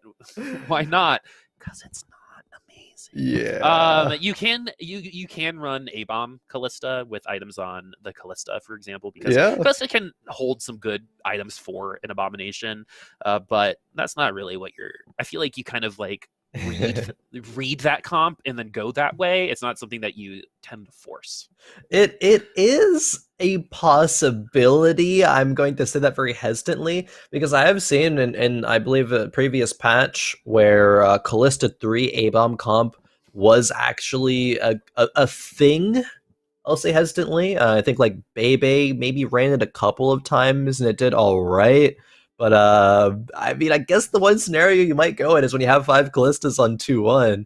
There is still going to be options for, dare I say, flexibility and adaptability, innovation, also a word, but definitely probably not on the forefront of a lot of players' minds. Duskglade going for a very standard opener of Redeemed, but a pair of Yasuo's for Strigard there. Might see yet another Yasuo carry because we saw one earlier on today. Yeah, I mean, and actually did a lot of work. Yeah. It was a big reason why one of the Jaxes was unable to Mm-hmm. power through. But this Yasuo, even if, like, again, TFT can be really weird because a Yasuo can be really good for, eight rounds and then all of a sudden just fall off the cliff, right? Yeah. That Yasuo not going to do a good job getting to a Vel'Koz, for example. So what's good now is not necessarily going to be good later, right? You always have to think about that, particularly with this opening, with this redeemed opening, which feels super powerful for the first, 5 rounds until the carousel. And then you're going to have to make some changes. And it's Yeah. all about reading what's available to you. What information do you have to make your decision? Ooh, is this going to be a bow over a Shadow Cloak? Generally, players would take Shadow Cloak here. I believe Shadow Runan's going to be fantastic on multiple carries, be it Jax, be it Draven. Yeah, Duskglade's, okay. Long time to make the decision, but is going to, however, land on the bow. Level up as well as play the Leona. A lot of redeemed action. Renan's just going on the Lux with the other bow. Okay, we have. I mean, look at that tier 1 Pantheon completely eating, I think, almost everyone's damage. Unfortunately for, I believe that's Just nice. just nice on the other side. My old man eyes doesn't have enough damage to go up against those redeems. That doesn't even need the redeem trait. We're gonna 4-0 just nice anyway. Yeah, very, very strong opener with 4 redeemed, having Leona 2, Aatrox 2, can go level 5 and hopefully find another knight to make, or legionnaire. Both of them can be serviceable, but probably another knight to make that Leona that much more tanky. The Lux is surely just holding items right now. We're not going to see a AD Lux carry. That's not a thing. Gonna go to probably a Draven or a Jax or why not something like that. Why can't it be a thing? Tell me, Mr. Expert. It's just not a thing, Boop. It's just Lux is a support unit. She's a mystic, she's a redeemed, she's not very auto attack based. It's just kind of, it's just a thing. It's just a thing. Exactly. Plus, it's magic damage. That is that extra damage after that shield. So that's what it is. And I actually do believe you, Khroen, because not more than a couple days ago did I build a Duskglade on this unit. Oh. And it was not good. Not good. Because the shield, it doesn't count. Yep. You have to do the damage. You gotta damage things. That's crazy. And that unfortunately doesn't work. I would say the triple static Shiv Ivern I went up against was substantially better than Deathblade, Rageblade Lux. Yeah. Just to put it out there. Seems like it might be. So nice to have that confirmation as well.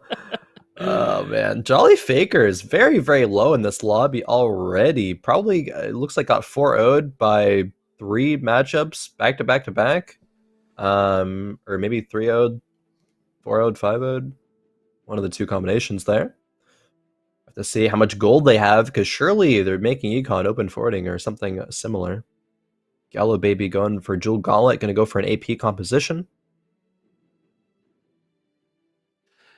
What are you? Where are you on the AP versus AD composition right now? After seeing today, if you were in this lobby, are you going to be forcing Jax as much as you were before, kind of like hoping that the Vel'Kozes don't show up, or are you going to be itemizing, maybe throwing a couple Mystics or adding a couple more D-Claws? Like, what's the plan here for our Jax players? I mean, it just depends on your opening items, right? If you have some Jax items, sure, you can slam and play Jax. That's consistent. If you have an opener like Gyalu baby does, and you have the you have the rod, you have the glove, as well as like a decent AP carrier with the Lissandra, you could very well just go the Vel'Koz, and that's still gonna be the case. I mean, watching playing in my own games personally, watching a bunch of top challenger games, players will go for both routes. So I'm not really super surprised in seeing that.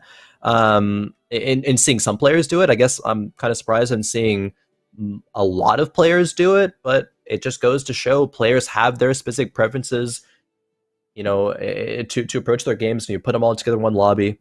If 3 or more players have the Vel'Koz preference, that's just what we're going to see more of. Okay. Why don't we see Mystics then? If people are playing those Vel'Koz comps, or just the Mystic units, not that great, because I really like Lulu. Lulu's very good. I like Lulu and Lux together particularly. It's easier to tech in some of the compositions, like I would say, like Rangers, like Aphelios. It would be easier to do, but Aphelios isn't great in this meta. So if we're looking at the other solid comps with the Draven and the Jax, skirmishers, and then like the Legionnaire Dragon Slayers, it's kind of hard to tech Mystics into those situations, because you're going to be wanting to run a lot of other units. Even if you're running 6 skirmishers, you're level 8, you can only have room for 2 Mystics, and 2 Mystics doesn't really get you much. You're probably going to be more likely to get value out of running 4 Dragon Slayers or 3 Ironclads, just for when you do face those mirror matchups or into AD composition. So it's just harder to tech in Mystics with things that are in the meta right now. Very well done, sir. Thanks, Professor Khroen. I appreciate you. I'm gonna rate you really high on Yeah, ratemyprofessor.com. right. My TFTcaster.com. Yeah, ratemytftcaster.com. Let me tell you a little story about Rate My Professor real quick. Sure. So, as we are in this Krug round, so I used to teach a college class, and I got through like my first couple semesters, and I was like, okay, I'm gonna do it. I'm gonna go on Rate My Teachers, or Professor, and I had a pretty good rating, but they all said that I looked like a cross between John Oliver and Austin Powers, and that hurt me so much because it was like Huh. one of those things where it's like, you know what, you're right. I just didn't want to hear that. You know, if You know you what I if mean? you say that it's right, then I'll, right, yeah, sure. Sure, very. I mean, I've never thought of that before. Right? Yeah. I'm like, I think it's just guy with glasses. yeah. But in the end, at least I'm funny.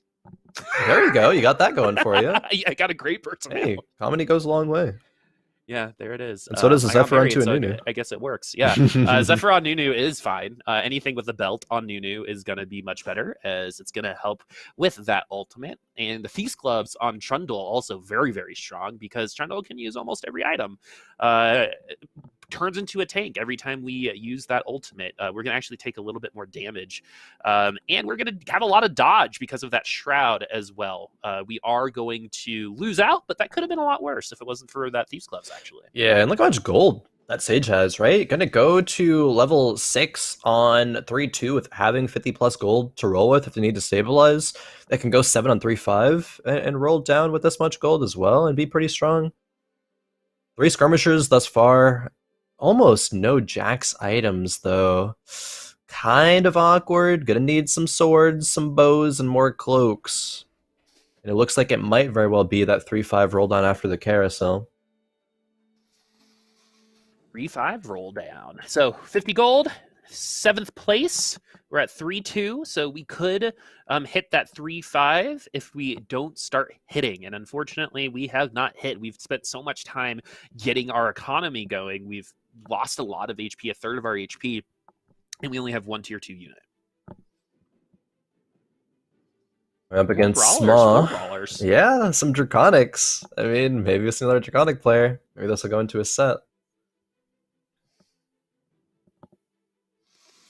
A Trundle having some very tanky items in this matchup. Yeah, I was about to say, yeah, look at this Trundle and how tanky it is with that Warmogs. And even though he is losing health because of the Shadow Warmogs, getting it all back anyway. So another really good person to slam that Shadow Warmogs on, just in general. Look how effective it is, because once the ult ends with the Trundle, we actually have full health when we come back down. So it literally could not have gone better in terms of that item roll. Trundle probably could have had only 2 or 3 other units along with them and either won the round or lost it by 1 or 2 units. That's how good I think that was for them. Yeah, definitely.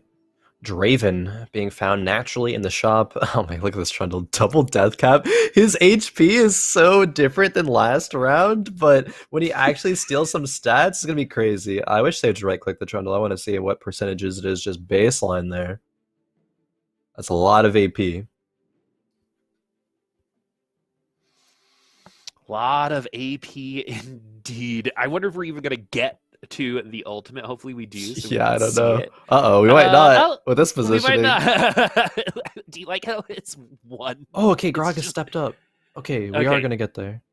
All right, let's see what... Oh, no, just kidding. I lied. Nope. I really thought, but... I don't remember the last time I saw a unit with 1 singular health bar. Yeah, that was a little bit unfortunate of a Thieves' Gloves roll. And because of that, Sage is going to go from, winning pretty decisively to losing very, very decisively.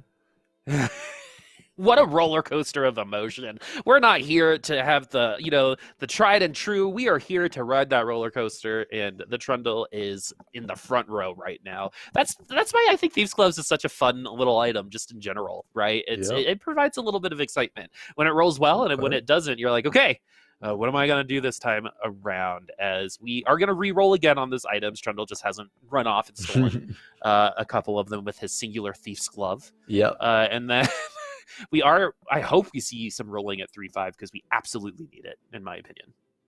Very much so. Taking another rod for this Mordekaiser, but it looks like, I mean, I think it just wants to be a pivot to some kind of Mordekaiser strategy from Sage. And yes, is going to level up to 7 as predicted on 3-5. Upgrades the Trundle to get some new items.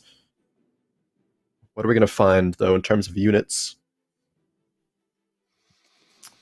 All right, looks like it's just a Draven Mordekaiser comp. But need the Draven items to come through because there are pretty much none right now.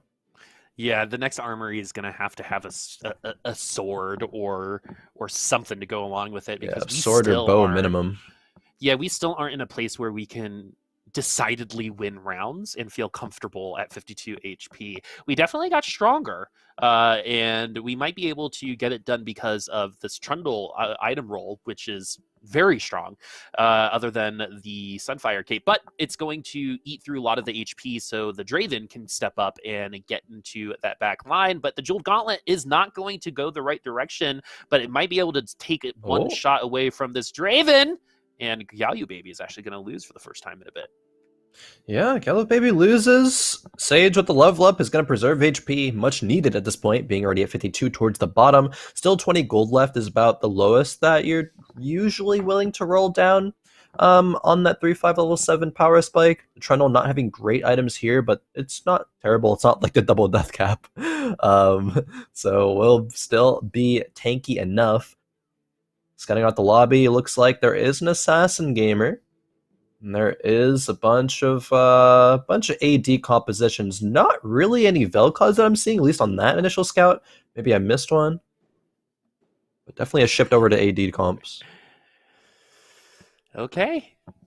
We're in, I would say, that end-ish of, or we're actually right in the middle of the mid-game right now. Once we hit like 4-3, 4-4, that's when we're going to be starting to hit that late game. Double Runins or Shadow Runins for the Trundle this time. Rabadon's Death Cap for the Mordekaiser, and that's going to be very good. It's going to make a tank out of that Mordekaiser if we get to that ultimate, but we have tanky units on board too, and you're already seeing just how valuable tanks are in this set. There are established tanks in every single composition that you pretty much have to get to, whether it's a Rel or a Brawler or a Mordekaiser, but those tanks can be hard to find. As you actually see on that particular board from Duskglade, there are no tanks. Yeah, there's some Brawlers there. A lot of Mordekaisers actually, a lot of different boards. A lot of people wanting to run that route. Just Nice might be the same. But there are going to be some Jax items, perhaps Draven. Again, it depends. They're flexible comps. It can go one way or the other. It depends on what happens in this 4-1 roll down. So let's take a look at that from Just Nice. Levels to 7. Rolling commences. Finds a Kennen. Finds a Rel for, that skirmisher composition. Yasuo too, but that would really just be an item carrier. Or kind of past the item carrier point right now. Find the Jax, and that's huge. Finally get some direction. Finally. I mean, it's kind of been the name of the game, which is which one of our skirmisher players will, or which two of our skirmisher players will end up beating the other ones, and then are they going to go up against the Kales and the we actually haven't seen any Kale players right now, or the Mordekaisers coming up, or the Dravens, for example. The Last Whisper on the Draven is, in my opinion, one of the best items on the Draven, because there are going to be the Rels, there are going to be the Ironclads out there, and you need that extra damage. I particularly like the Shadow Giantslayer in the late game, in dropping the Last Whisper if you're unable to get it. If you only have the bow, for example. And so don't be afraid of it, because we saw that Shadow Giantslayer straight win a lobby last week. Shadow Giantslayer is a pretty goated item, actually. I absolutely love it from seeing it. In the past couple of weeks of play. It is very, very slept on, though. And it looks like Just Nice will be, I think it was a bit preemptive to slam the glove, the Shadow Glove, onto the Jax, because if a cloak comes in, sure, you can have the caustic Quicksilver, or you can have a Runehands, and I mean, I'm not sure if Quicksilver is actually going to be exactly necessary. Just Nice is going to start rolling it down even more, though, and does actually make the Shadow Giantslayer on a Yasuo, and okay, finds the Jax upgrade. This is very, very nice. Can stop rolling now and be very, very comfortable moving forward. Comfort in TFT is something that I think can be pretty hard to find. I don't know if you've ever watched a TFT stream, but Yeah, a in couple terms of of them in my time. but in terms of comfort, it's exactly what you want. You want to be able to be in control of your decisions. That's how you slam bad items, for example. That's how you roll past a unit that you might need. And you got to stay in the game. This Jax is going to be a really great way to do it, along with this Yasuo who does have that Shadow Giantslayer. You could put the Zeeks on the Yasuo too to help buff up that Jax even more, if you so choose. But we'll see what happens with this Jax too, because you can take the sword off of the Yasuo. Yeah. And make something else happen, put the Zeeks on somebody else, for example. Yeah, there's a couple ways they could have approached this. If Just Nice wanted to slam items and let that be the power spike, they could have done so with the Zeeks, but instead they're going to utilize the gold to then get the upgrades and have that be the power so that they can greed out the items and be better when it comes to, securing a higher placement because you just have best in slot or best that you can have items in the late game. That belt could very well turn into umbrellas for Kennen, which is actually huge. Kennen is a massive part of this composition. One of the only things that will provide CC should Lee Sin has some attack speed slow, with Kennen actually providing that flat stun, oftentimes does save Jax from some very scary situations, especially if you position Kennen on kind of the opposite corner. Generally, the units like Draven or Vel'Koz that Jax is walking towards, they're going to be stunned out by the Kennen, then Jax can walk forward and clean them up. But won't be able to clean up at this point. The cleanup crew is important, right? You have to call the cleanup crew at the end of every fight, and hopefully that the person who shows up with that bucket and mop is Jax. or Katarina or something if you're running that. And unfortunately, that time around, we had to go back, get some more extra cleaning materials. Why don't we have a Jax skin with a broom? Yeah, we got the lamppost. We got the I don't know. Broom, janitor Jax. Janitor Jax would totally work. We got the alliteration in there too. Like that's perfect. Yeah. Okay. Yeah. I'm gonna at Riot Games on Twitter. At Riot Games Twitter.com. But I do like the fact that the Jaxes aren't just overwhelming these lobbies. I don't think we necessarily expected Jax to actually perform as poorly as it has so far today, but we are going to get a Jax 2 very early on if we do pick it up, but we're going to pass it. No, Omaestro wants Kale. This is actually a Kale game. All right. That was probably the first time you all have ever seen a Jax 2 get passed up. But we are looking for Kale. That is why we're at level 8. It's only 5%, which isn't that much, and you're not even guaranteed that Kale. I feel like Volibear is like the only one that shows up when you need a 5 cost. I know, right? But we'll see if we're going to be able to get to that Kale, because that Rageblade GA Hodge can be very good on that Kale. Yeah, that's probably best in slot Kale that we're seeing right here. Of course, it's not a Kale yet. It wants to be a Kale in the future. And Omaestro did level up to 8 and tried to roll a little bit to find it. Probably should sell to... I mean, I guess they can't really sell. There's something to sell to 20 because you want all these units to tech in. That's very, very awkward, though. Kindred is found. I mean, that's going to be better than the Aphelios right now. The Aphelios has not done well so far today. Remember, we did see Aphelios lose a 1v1 to a tier 1 Lux earlier today with Rageblade and stuff like that. So it can be very hard, but it looks like we're going to go with our 4 Ranger 3 A-Bomb. 4 Rangers was the comp that did not perform well in that last round, but we have Shroud on the Abomination and a Warmogs. No. The second item popped. It was GA. So a Shroud and a GA. Nice Kindred ult, and the A-Bomb has not even popped up just yet. Now it is going to be up to that Abomination to try to break through, but Jax is going to be a little bit too much to handle. I think the Cosmic Quicksilver is just easier to play with. When it comes to that Jax, for sure. It's like stress I don't have to deal with in terms of CC, and I appreciate that. So that's why I do lean into the Cosmic Quicksilver maybe a little bit more than some other players. That is very fair. It allows your positioning to be a lot more, I guess, like liberal, and you don't have to be constantly aware of every single matchup that you can face. And am I positioning, in front of a Rel or in front of a Nautil or something like that?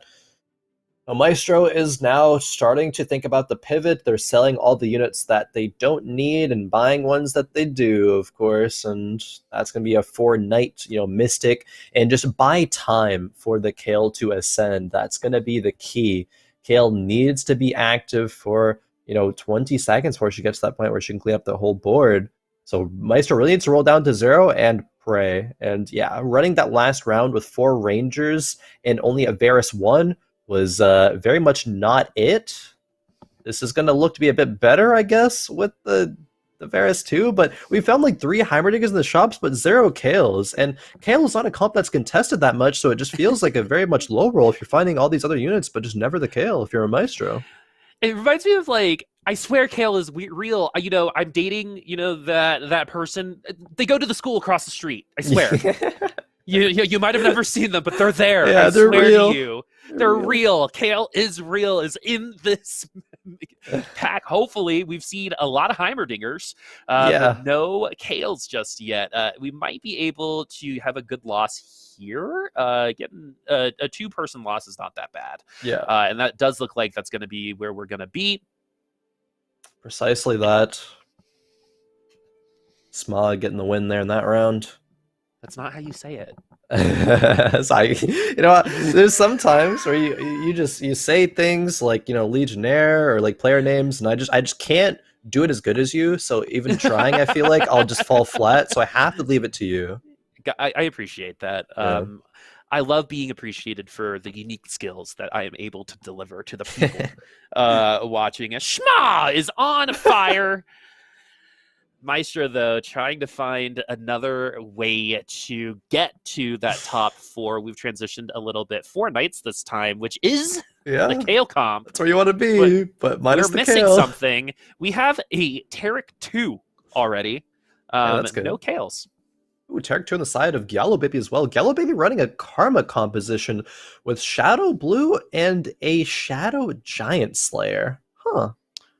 I like it. Shadow Giant Slayer will work on the abilities as well. Yep. Again, with this team in particular is really struggling against that Giant Slayer. Unfortunately, Karma needs time to ramp up. That's what the blue buff is for. The round has gone long enough, and the Karma should have been able to get enough going to take down the rest of these units. Maybe not. But no, that's not going to be the case. It's going to be the Varus. Yeah, wow. In the back line carrying there. Did not expect that. Varus has that ability to kind of just pop off if enough time is left as well. It's a budget Kayle, I guess. And that was the key, the time, right? From Kindred ulting and then the Taric living 1 HP and ulting to heal everybody up after the Kindred ulti. Like, they're playing like an actual League of Legends team.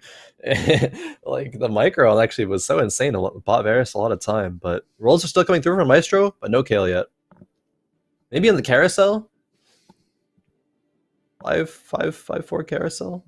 Pray for a Kayle? Fingers crossed, yeah, that we aren't going to be, picking late because everyone is so close right now. Another Kayle. As there is a Kayle from Duskglade. That's where they are. See?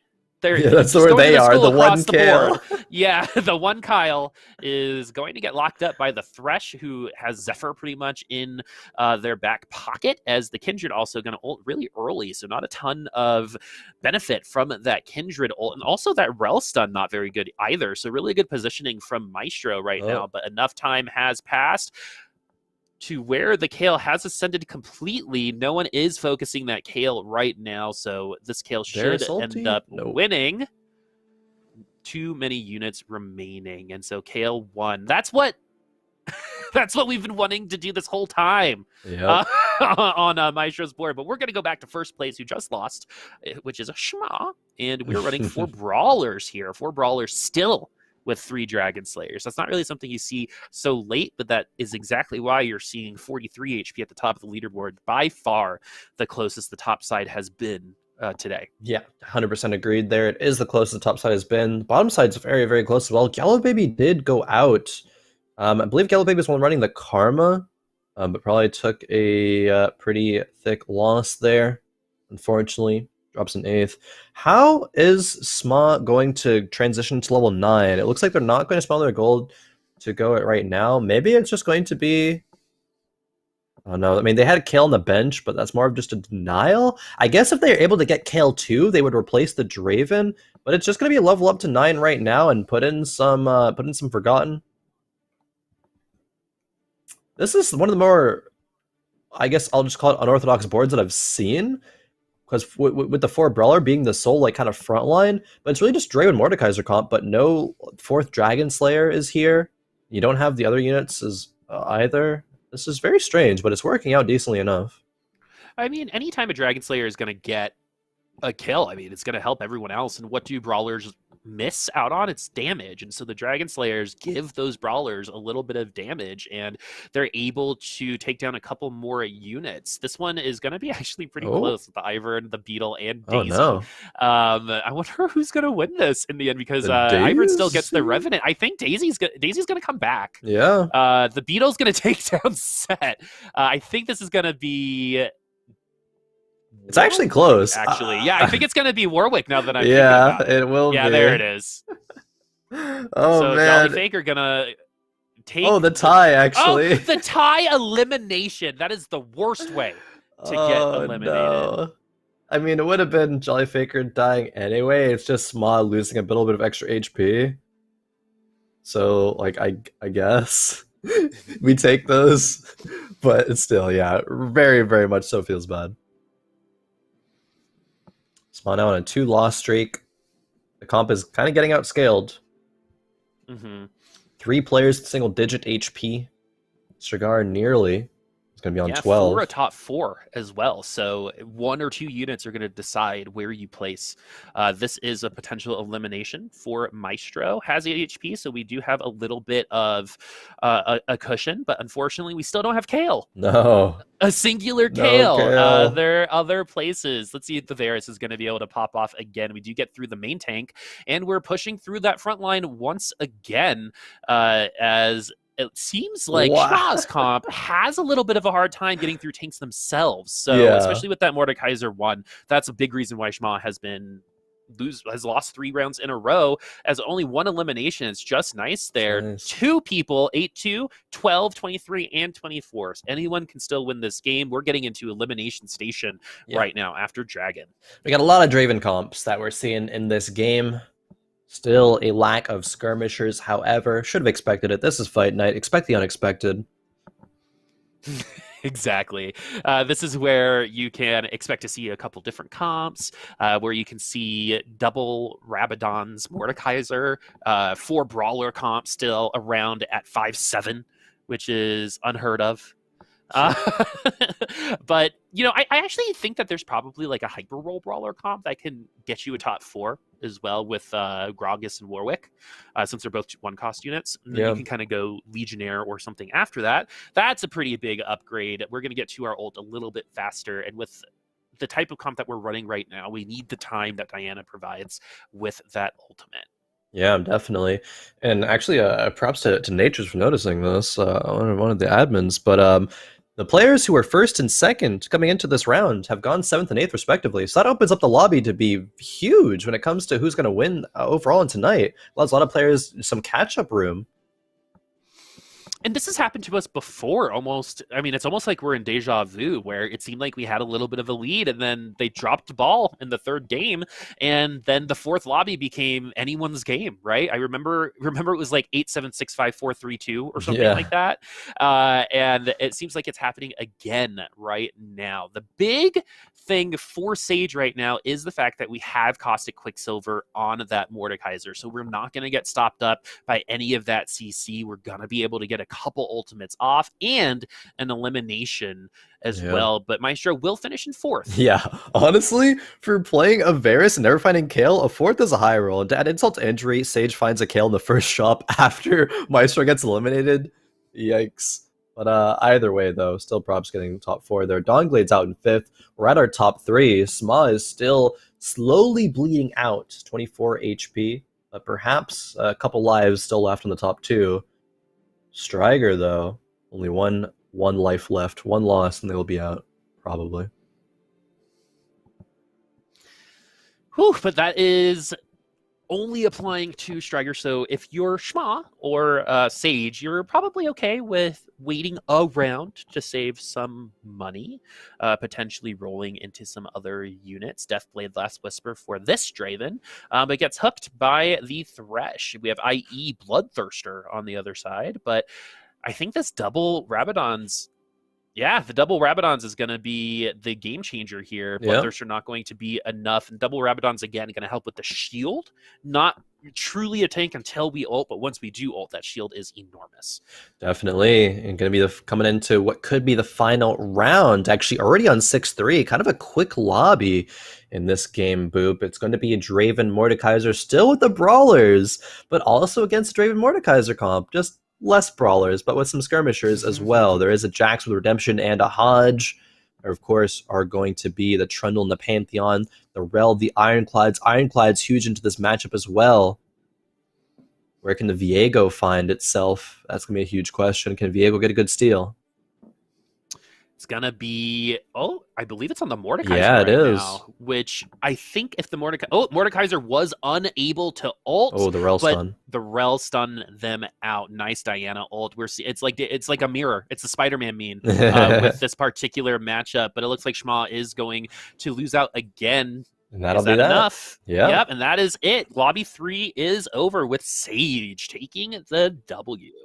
Sage taking the dub with the Draven Mordekaiser composition. Very, very strong in the meta, as we've seen both of them on the top two had that comp. But Tsmmaa getting to 9, but still sticking with 4 brawlers for the whole game. Seemed interesting. It seemed like they didn't really find anything to replace them with, but with how much gold they still had to roll, not too sure. But either way, it is going to not go their way and go over to Sage as well. And yeah, I was curious. I was taking a sneak peek at the scores, but now we have them for the stream as well. Things are getting real spicy here, Boop. What do we have here? We have a 3-way tie for 2nd through 4th and only 1 point away from 1st. I believe this is the lowest point total going into round 4 that we have seen, which means that it is still literally anyone can still win. Yeah. Also, remember what you said about going 8th place in Game of Rowan and being able to still win? Sage went 8th in Game 1 and is now in 1st. You know, I have to say, I'm gonna do a little humble bragging, or I guess in your face bragging right now. The fact that his name is Sage and I was able to predict that was just it's a nice little. It's perfect. it's a nice little Chef's combination. Kiss. Yeah, exactly. But I really say that it's just because this lobby just felt even in terms of power. So no one really stepping up right now. Whenever you have the person in first place under 20 points going into the 4th lobby, it's really hype. I mean, that's exactly what I want to be here for, right? Yeah. It's seriously, sometimes we say it to make the excitement happen, but here it is truer than true. Yeah. It is still anybody's game from 1st through 8th. Anybody can still win, let alone even get the top 3. Sometimes we build the narrative, sometimes the narrative builds itself, Boop, and the narrative has very much built itself here with, players in the top 4 separated by 1 point. This is very much a play for 1st or 8th kind of game, and we don't really see that often, especially having to be played by multiple players. Sure, maybe you're satisfied with getting a top 3 and being invited back for next week, getting a little bit of that money, but really, you want to get that first place spot. You want to, be able to come back next week, get the $100, get an interview, and, I'm trying to see who's going to be playing for that 1st or 8th style and pick their brain afterwards, because that'll be exciting to really delve into. Yeah, I kind of want to hear why KL is only just now starting to appear. And we didn't have any Vel'Kozes really on that last lobby, which Vel'Koz has been the dominator the world breaker, the void breaker that he is of the convergence so far. But this is the last lobby. No spoilers here because everyone's got a chance. Right? Yeah. Usually we say, whoever's in last place, it might actually happen, but that might get you into the top 3 this time around. But exactly. Again, there's no one can play spoiler. It's all there's played for top 3.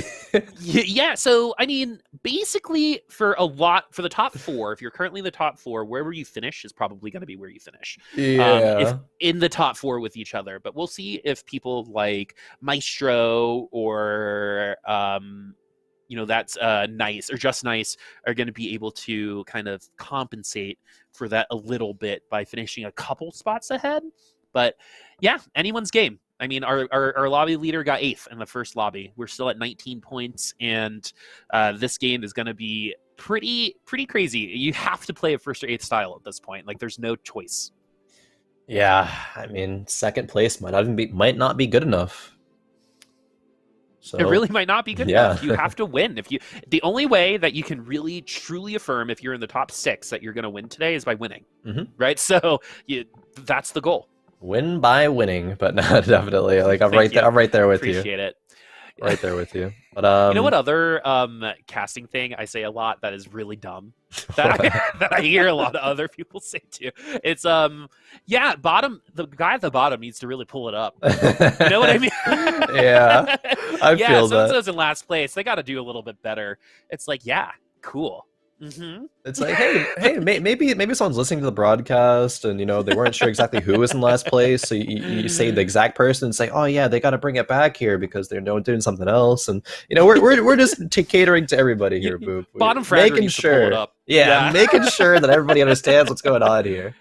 Maybe someone's like mom or dad is watching, they really don't understand, but yeah, exactly. Now they do. I actually like casting towards the, I like building from the beginner level to the expert level through Fight Night Rising, for example. But yeah, I don't know. That's just every caster has a little bit of a crutch like that. We all say stuff like that. And now that I've said it, hopefully everyone in chat can hear it. It's really funny, in my opinion, because you come up with these phrases and then you just end up coming up with like 10 different versions of that phrase. Right, as we get an Ionic Spark immediately. So what's with that slam? Yeah, I had audible reaction to that because I thought that of course you're gonna play Udyr picking up the cannon because we're gonna want to go skirmishers. So we just slam the Shadow Runeans, but no, it's gonna be Ionic Dark Spark, and that I believe gets the most value, of course, when you pair it with a unit that has a blue buff, like Karma or Brand with low mana pools, able to stack a lot of AP. They don't really take a lot of damage either because of how the Ionic Dark Spark functions, but it's just going to be, I don't know where it's going to go in this game, honestly. It could have a lot of value on Mordekaiser, Hecarim, these tanky frontliner units that are alive for, the whole fight, but I don't know. It's very interesting to see it being slammed over anything else right now. Interesting.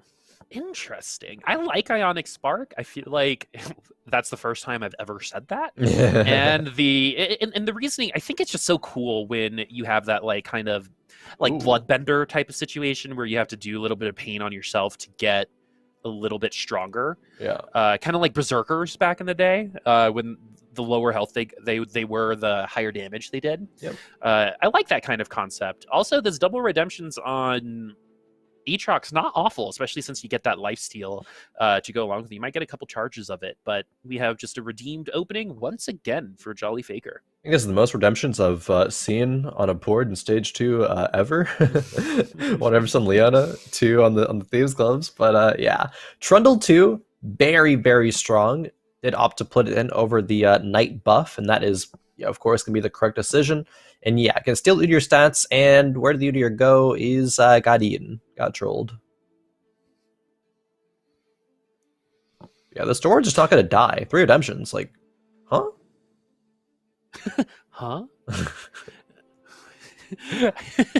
3 redemptions. I think one of the coolest builds, again, I said this before on Aatrox, is the Titan's Resolve choice. I want a lobby with like a 3 Cav, 3 Mystic, Legionnaire. It was weird. But yeah, building Aatrox a little tanky can carry you through a little bit more of the earlier game than he could in the past. We kind of talked about that last week, but we're not really seeing a ton of it this time around. But it's still a perfectly fine person to hold these Dark Thieves clubs for now. Yeah, definitely so. Another Shadow component coming through from Jolly Faker. Gonna be LeBlanc, but it's going to be sold instantaneously. This is very flexible from Jolly Faker. We can go a lot of different directions still. It's just a matter of time until we actually find the units that we want and the items to go on to them. Pretty standard stuff here. Yep, super standard. Standard doesn't mean bad, remember. Standard Yep. is just what we're familiar with. And right now, this is incredibly standard with that 3 redeemed 2 knights. Looking on the other board, we have skirmishers open along with the double Dawnbreaker Nidalee in the back line. So this Nidalee is actually going to be doing quite a bit of damage. No items on these Nidalees to help with the dodge, but it seems like it's going to be at least able to take out 1 or 2 units. We don't get completely wiped, at least. Yeah, the redemptions again. These gloves providing a shadow redemption for the Aatrox. It's just way too much. Jolly Faker did lose the first round, unfortunately, but is going on a pretty big win streak afterwards. Finds the Udyr, another Trundle, but honestly, that Trundle one might be better than the Poppy. You think so? I probably think so. Actually. So the Poppy, I think, is just probably one of the more underwhelming units that we see, especially at the 1 cost. Seems to be there just to provide a little bit of a front line for Hellions at the beginning, but not really going to be adding a lot more other than just some flat damage mitigation as a origin here. The Trundle is going to be doing more damage, and even though you're going to be losing the Knight buff, it might not matter because we've again seen Trundle 1s destroy entire teams because, again, the timing with the ult and those auto attacks just happen to work out, as it is right now with this Trundle 2. Yep. Trundle 2, very good. I mean, if you're stealing units with not a lot of stats, like in the early game, it's not going to be as good as stealing 3 stars units, stealing a set 3 and a Zyra 3, but it's still going to be pretty impactful, no matter what. Either way, Jolly Faker goes to win that round and go on to a win streak as we move on over to Omaestro's board. Add a few Legionnaires, few redeemed, Riven as well. Not seeing any Riven carries like we saw Sox go yesterday in the Challenger Series, and that's probably for good reason. A little bit too much innovation there. Not enough consistency. Too much. I like how too much innovation is like what we say now when people are doing poorly. Yeah. Right. There's just a lot of innovation happening right now, and I'm not sure now is the right time. But we get 6 gold. That's going to help our economy. We could actually potentially get into the next level of that econ. But we are going to get a second Katarina instead. Maestro has some decisions to make right now. It's how do I want to make 40 gold? What am I going to sell to get me there? And with already being on a 2-loss streak, you're going to be less incentivized to just play the strongest board and strongest units. You're okay with a loss here as long as it's only to a couple of units. And yeah, we're going to sell the Riven and Lee Sin, keep the Katarina pair. And Katarina is really good at killing off some of the units, even if she isn't going to kill off everything. She's just a good early game unit, and this is still very much the early game, of course, being on 3-1. Yeah, 3-1 is like the tail end of that early game. You kind of want to have your early game locked and set by 3-2. I feel like after the 3-2 armory is when we enter the earliest stage of the mid game, and you're going to be looking at 4-1/4-2 as your next checkpoint for like that late mid game to late game. But yeah, the Psionic Spark on the Udyr actually doing some really good work. Striker only losing 1 round so far before this armory round at 3-2, which is going to show a lot of information because Sage, Dawnglade, and Maestro all actually moderately low right now. I would say 75 is kind of like the bottom of acceptable when it comes to this particular carousel. But 68, 68, 72, we're on the lowish end at the moment when it comes to those 3 comps. Yeah. Finding Abomination for a Maestro, so that's going to be a very, very good synergy to stabilize with. Getting the A-Bomb, being able to put the redeemed in with the Syndra as opposed to the just tier 1 Leona. And a Shojin already being slammed, so Maestro probably with that going to a Vel'Koz strategy. Does sell the entire bench up to 40. This is going to be a 4-1 roll down for Maestro and hopefully hit Vel'Koz. And try to get a Rod on the carousel as well to get that Jeweled Gauntlet online. It's looking solid. Shojin's not going to do too much for that abomination, so not really a huge deal outside of just having a little bit more attack damage. These redeemed units are actually looking to perish to get that extra damage on. Who's going to be the last redeemed? And you want it to be the Aatrox, and it is going to be the Aatrox, but not for long, as that in Italy did a ton of damage. But I mean, just total damage from that team, 1,500 for the Aatrox and down from that, that's just like not enough. You're gonna need to find damage somewhere else. Yeah, definitely will be. And yeah, no damage. As of yet, hopefully soon, however, a lot of skirmisher players, at least 2 skirmisher players, that was quickly scouted by Omaestro. Of course, Omaestro only scouting a few players because you cannot face the last 4 players that you've gone against when all 8 people are left in the lobby. You face 3 exactly. And now with that Aatrox pair coming through, the Aatrox will be sold, and the Nunu will actually be the proud new owner of that Gargoyle Stoneplate of Immortality, and be going out to the Abomination as well once he finally comes out.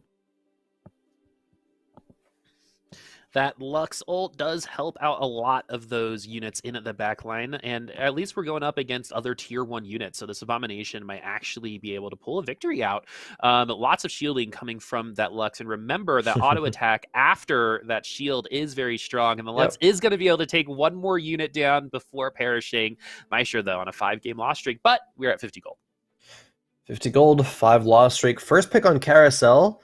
That can be pretty impactful. There is a Shadowrun on a rise, but it's taken by Duskglade. Really, really hate to see that one. Now Maestro is very dizzy. Where do we go? It's going to be the tier, but it gets taken by just nice. Oh, no, we can see that actually instant replay. Boom. Item taken. Maestro gets the other tier instead. Sorry. Instant replay, go. Yeah. I want to do like a funny little esports piece of content where I just put like the most egregious transition noises in everything. It's all just transitions. You know, replay, red zone. Anyway, I feel like that'd be funny for exactly like 1 time, and then maybe get pretty old. But hey, more power to you if you try it. It might be one of those like Stockholm jokes where like it's funny, and then you get really mad, and then for some reason it's funny again. Right? Does that happen? It does. It definitely does. Especially if you have a big family, I feel like you just hear jokes a lot. Got you. A lot. But now we're on Striker, who had a little bit of a rough game last game, going up against a Draven with an IE Last Whisper already from Sage, who has seemed to stabilize at 68 HP. So is Duskglade. Neither of them losing since that armory round, it looks like. Yeah, oh, okay. Actually, Sage's Draven getting dealt with by the Skirmishers and the Thieves' Gloves Callista for Striker. A lot of synergies coming through. There is a Jax, of course, on this board already, and that's a massive power spike. It has a GA. If we're going to fully lean into the Skirmishers, of course, want to pair that with a Bloodthirster and probably a Runeance. And then really good Mordekaiser items as well. This is what's looking like could be the most powerful Skirmisher Dragon Slayer composition if we can get all those units online, get to level 8, and find Mordekaiser too. Because Mordekaiser 2 with those Warmogs and Dark Ionic, that can basically 1v5 just on its own. So much extra ability power along with that extra HP. So good. And Ionic Spark is one of the few tank items that gives you ability power. And for certain units, that's going to be really strong. I mean, Udyr is actually pretty great with this extra ability power. Yeah. That's the shielding. That's going to keep him alive, make him a little bit more tanky, but also it's going to help with the Tiger Swipes as well, as we have 60 extra ability power, 70 now. And with units like Jax, for example, you're going to be stacking that really quickly, though you're going to fall because of a jeweled gauntlet. But yeah, you see the potential there. We aren't at our peak level of power yet, and we weren't going to be because that's going to be coming up here very soon. Yeah, peak level of power is going to be found, or not peak, I guess, but a very key moment of power going to come through on the 4-1 roll downs for all of these players. We have a few players contesting Skirmishers, so who is going to win the Jax lottery? And who's going to be forced to pivot out into maybe a Draven or to just play with play with Udyr being the item carry the whole time. Because I've seen that happen on ladder. Some players just get 7th, get 8th because they never find the Jax and are just forced to play Udyr the whole time. But Striker finds a Mordekaiser and a Jax off of the orb? What kind of high roll power Mort Dog gods have you prayed to? Because clearly it's working out. I need to do that. Well, you don't have like a Mort God tradition. I Like, mean, I you don't do used like a to. blood sacrifice when you need a Jax. Yeah, I used to for tournaments. That was just until my LP away on ladder, so I can do good on tournaments. But that time is coming past. I do like a little incantation and see if it works. And it doesn't because those aren't real. But game 4 now. Bloodthirster We're still kind of trucking through, and this has been a very close lobby so far.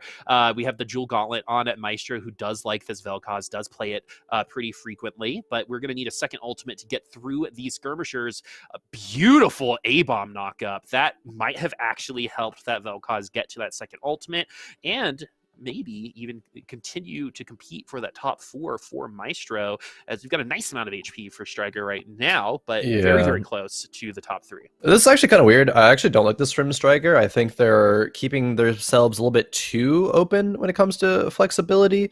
I think the options right now are how hard can I actually greed into multiple directions. We already have 6 skirmishers, already have Thieves Gloves, already have 2 Mordekaisers, 2 Jaxes. Like, I think Econ is really the name of the game. If you sold the pair of Rels, right, sold the Draven, sold the Rise, that's just a lot of gold that we could have had making more Econ. Now the Mordekaiser comes through, and you definitely have to play it at that point. I'm sure we're going to see that go in. Udyr being sold, and see where that goes a bit later on.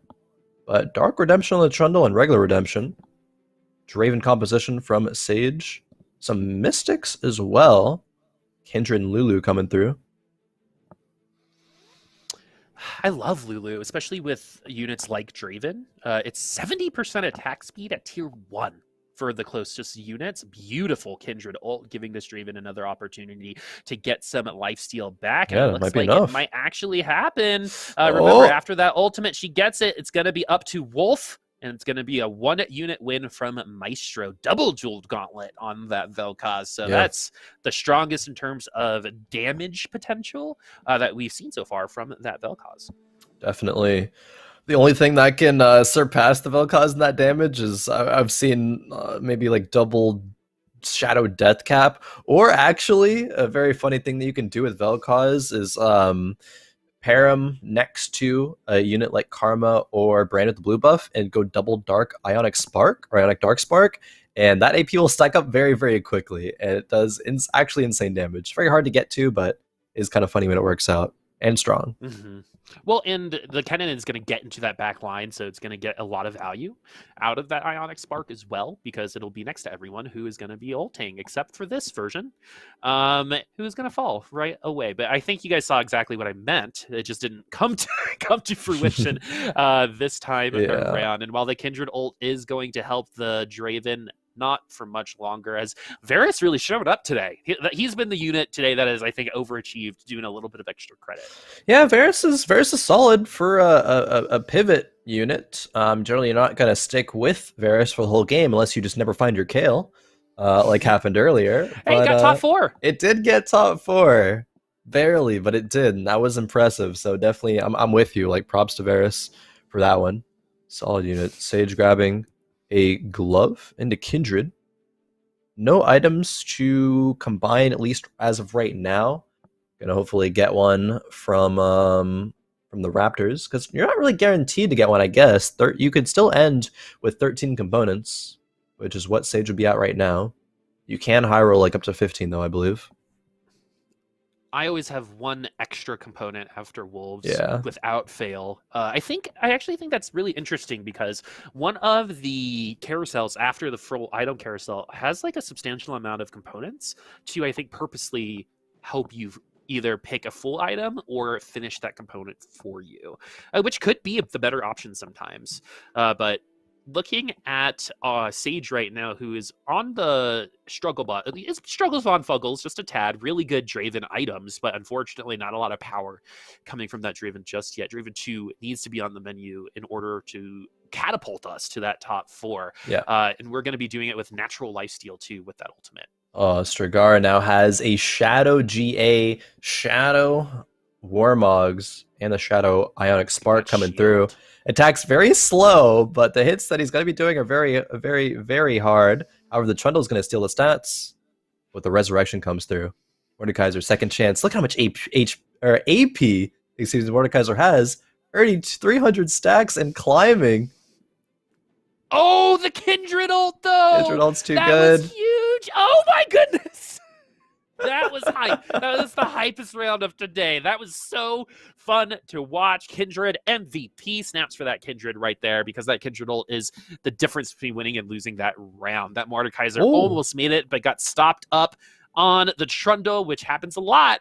But what are you going to do right now? I say sacrifice the cannons.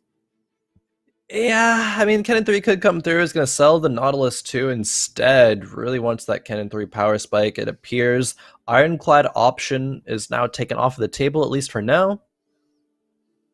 See if this ends up working out. Oh, no. Positioning into where the Vel'Koz will be shooting the laser. Not good. It might be okay, because Draven is tier 2 now. The Vel'Koz is only 2-item tier 1. And yeah, Draven's going to walk to safety. Kindred ulti does go off. This round will be a win for Sage pretty decisively. Yellow Baby, though, 50 gold. Trying to level to 8 after the Raptors and roll it down. Hopefully finds a tier as well for the Shojin. And we found a natural Draven as well. So we have really good items on that Draven as well. We're not going to get extra attack speed outside of our Legionnaire buff, but it doesn't really matter. Because we have everything else we need, including that IE Last Whisper combo, which will probably be around for all of eternity in TFT. Thornmail now. This comp, compared to the other ones that we have seen, does not look as strong. 50 HP, 50 gold, 30 HP, a bunch of tier 1 units, Spellweaver direction, but nothing really after that. We're in a rough spot. This lobby is actually super close, though. We can turn this rough spot into still a top 4, if not like contending for the victory, if we just hit on this level 8 roll down and find a tier here. Unfortunately, doesn't find a tier. That really, really sucks. The Vel'Koz not having any mana generation items is probably sailing Gyalu's fate for a bottom 4 placement.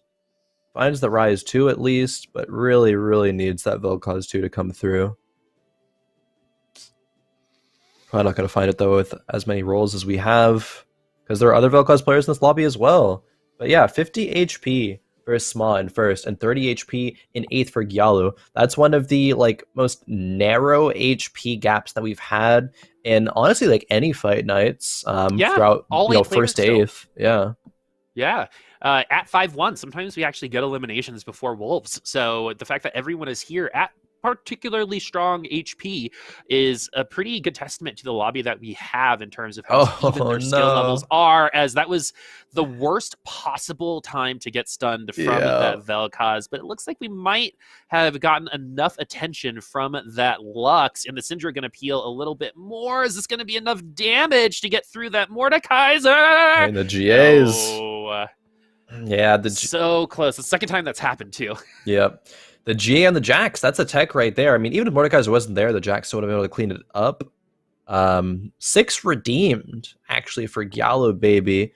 Has basically 1 roll, maybe 2 rolls to hit. The Vel'Koz finds it in 1. Has to choose to sell a pair, though. It's probably going to be a Syndra pair being sold, and yes, it will be. Vel'Koz 2, 6 redeemed is online, Boop, and the front line's not looking great. But maybe if the Vel'Koz can cast and not get stunned out instantly by a cannon. Oh no, pulled by a Diana though. Diana jumping right into that clump. This is a Philios comp though for Jolly Faker. Yeah, Philios with Last Whisper, IE with them as well. So that it's going to be the Shadow IE, which is something that we rarely see. Oh no, Vel'Koz. Yeah, but Vel'Koz is going to do a little bit of a window wiper, is what I call that. and is not going to end up working out for you, as Jolly Faker going to be doing a ton of damage to that Vel'Koz comp, and we're starting to see a little bit more separation. Our top two seem to be doing quite well right now. Striker might lose out this round, but does take down Maestro. But I mean, even still, Gyalu Baby could find a couple friendly matchups, and we might have a top 4 by the time we even get to the Dragon. Yeah, it's definitely possible. If these losses come through with like a 6 or 7 unit loss, it could be a huge swing. Omaestro finds a Vel'Koz too at this point as well. And like, look at this board from Jolly Faker though. They have Force of Nature, so they're basically essentially level 9, and they have all their frontline upgraded. Right, it's going to be a Nautilus 2, Jax 2, like Darius 2. Everything besides Morgana and Kindred tier 2, but those are there for synergies, right? Those are there for the Ranger and Mystic buffs, and the Nightbringer as well for Nightbringer. Like, this is actually not a bad Aphelios board. The problem is, it's Aphelios. And the Diana actually went into the clump there, but a good Kindred ulti saves Aphelios right now, and it looks like it might actually win this matchup. Still a Jax 1 for Strigar. Mordekaiser comes back, and I mean, he's going to do a lot of damage, but not enough. Not enough. And so someone finally breaks through that Mordekaiser with the help of a Darius. And another Darius comes up on the field as well. Skirmisher spat. Yeah, that could be that's pretty good. A little spicy for somebody.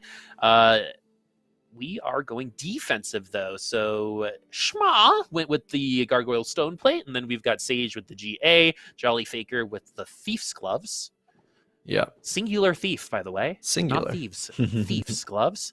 Only one glove allowed. It's fashion. Get over it. Yeah.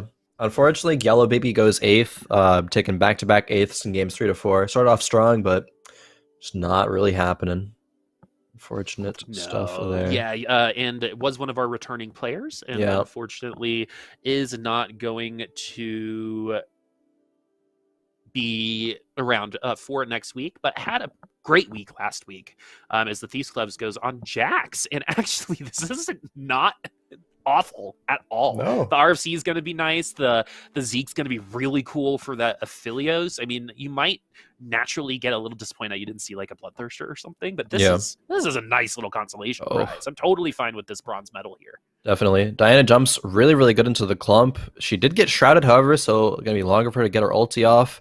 The Vel'Koz ulti comes through, and Diana does have the GA, so she'll be able to res, but everything else was already killed, right? Aphelios is gone. There's just now going to be the Darius to try to, clean up as much as he can. Not going to be able to do that, though. Jolly Faker takes a huge loss. Now they're on 1 life remaining, probably. And that's positioning diff, right? Wrong side versus Vel'Koz, you get punished. Exactly, and that's why you got to scout. And we have 7 people remaining at 5-6. I think at least 2 people will get eliminated this time around, unless our 9, 8, and 4 players win out their rounds, but they do seem to be struggling a little bit in terms of power. Tsmmaa getting the tier 2 Pantheon should help out that front line, as that Pantheon's been tier 1 up until this moment. And we're going to donkey roll all the way down. We're getting rid of the Kindred, which is totally fine, in my opinion, because I think the Nightbringer 4 is going to be really, really nice for that Aphelios to have even more success, even to Diana as well. Yep. We're going to get a skirmisher comp coming through from Tsmmaa. Has 3 decent Jax items, BT and Runens being very good. Hodge, the one that can be replaced, but Aphelios is not really getting contested right now in the back line. Is going to be saved now by a Kindred ulti as well. Ooh, a huge Diana ulti in the back for Jolly Faker. I think this Aphelios can clean this match up. They get stunned. But Aphelios like still alive. Happen. Yeah, it's going to be Jax versus Aphelios, and not enough attack speed on that Jax's double elimination. Tsmmaa and Sage do get eliminated. Sage actually had a pretty good Draven, so that's pretty surprising, to be honest with you. It's been Vel'Koz all day so far, except, that last lobby, and it wasn't, in terms of power, remotely close to our first 2 lobbies, personally. Yeah. So we shall see, as Jolly Faker is only 1 point away from that lead, I believe. I think so. We have a skirmisher player still left remaining with Duskglade, I believe, a couple of Vel'Koz players, the Aphelios, Strigar. I don't remember exactly what Strigar is running. Was it the Draven? I believe there's a Mordekaiser comp? Mordekaiser. Yep. Yeah. It's the beefy Mordekaiser. Dragon It's what's Claw. for dinner. Yeah. Yeah, There it it is. was. Oh, okay. It's gonna be a 3 skirmisher Jax with the Mordekaiser. And remember, we have 3 players at 18 points following our first place player with 19 points. So again, anyone that you see with 18 points where they finish is probably going to be where they finish Yeah. in the standings, especially now that we're in the top 5. So Just Nice, Jolly Faker, and Striker right now really trying to claw their way back up. Duskglade doing the same thing as, again, I think our results here are going to be consistently inconsistent as they've been all day today. Good Dyna jump. Oh, the Jax, I mean, was on the right side, but it's gonna walk right in front of this Vel'Koz. This Vel'Koz ulti is gonna be huge, Boop. It's going to go right through most of the team, but the Jax stays alive, but gets knocked up because of the Abomination. So no more ramp up time for you. And this double jeweled gauntlet is literally melting this Mordekaiser like a hot knife through butter. But is that going to be enough nice support from those Mystics and, from the Lux? But it's going to end up getting taken down anyway. 2 ults was not enough to take down that Mordekaiser. Nope, GA coming through, and now Strigar actually picks up the Jax, has found the Jax too. Even though it's 3 skirmishers, with these items, it's still able to have a pretty high impact. It's a lot about which side you position the Jax on and which side you position the Diana on, because that can make or break fights right now, and this is so close, right? The scores coming to this game number 4 are the top 4 being just 1 point all, like separating them. Just Nice, 6 HP, Jolly Faker, 9, even Omaestro and Striker could all find themselves falling in this round.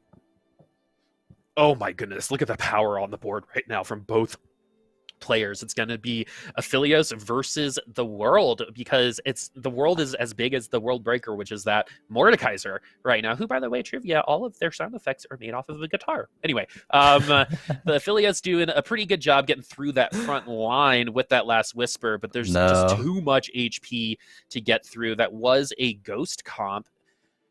Maestro now. Just Nice might get eliminated here. Oh, that's actually going to be Jolly Faker that gets eliminated. So Just Nice and Faker get eliminated. Top 3 on tap. All right. Maestro with the Spellweaver, the Vel'Koz board. Striker with the Mordekaiser and the 3 skirms. Duskglade. Okay, Duskglade was the skirmisher comp. So yeah, Aphelios unfortunately falls a bit short, and that's kind of to be expected, unfortunately, though. Even though the comp was put together very well.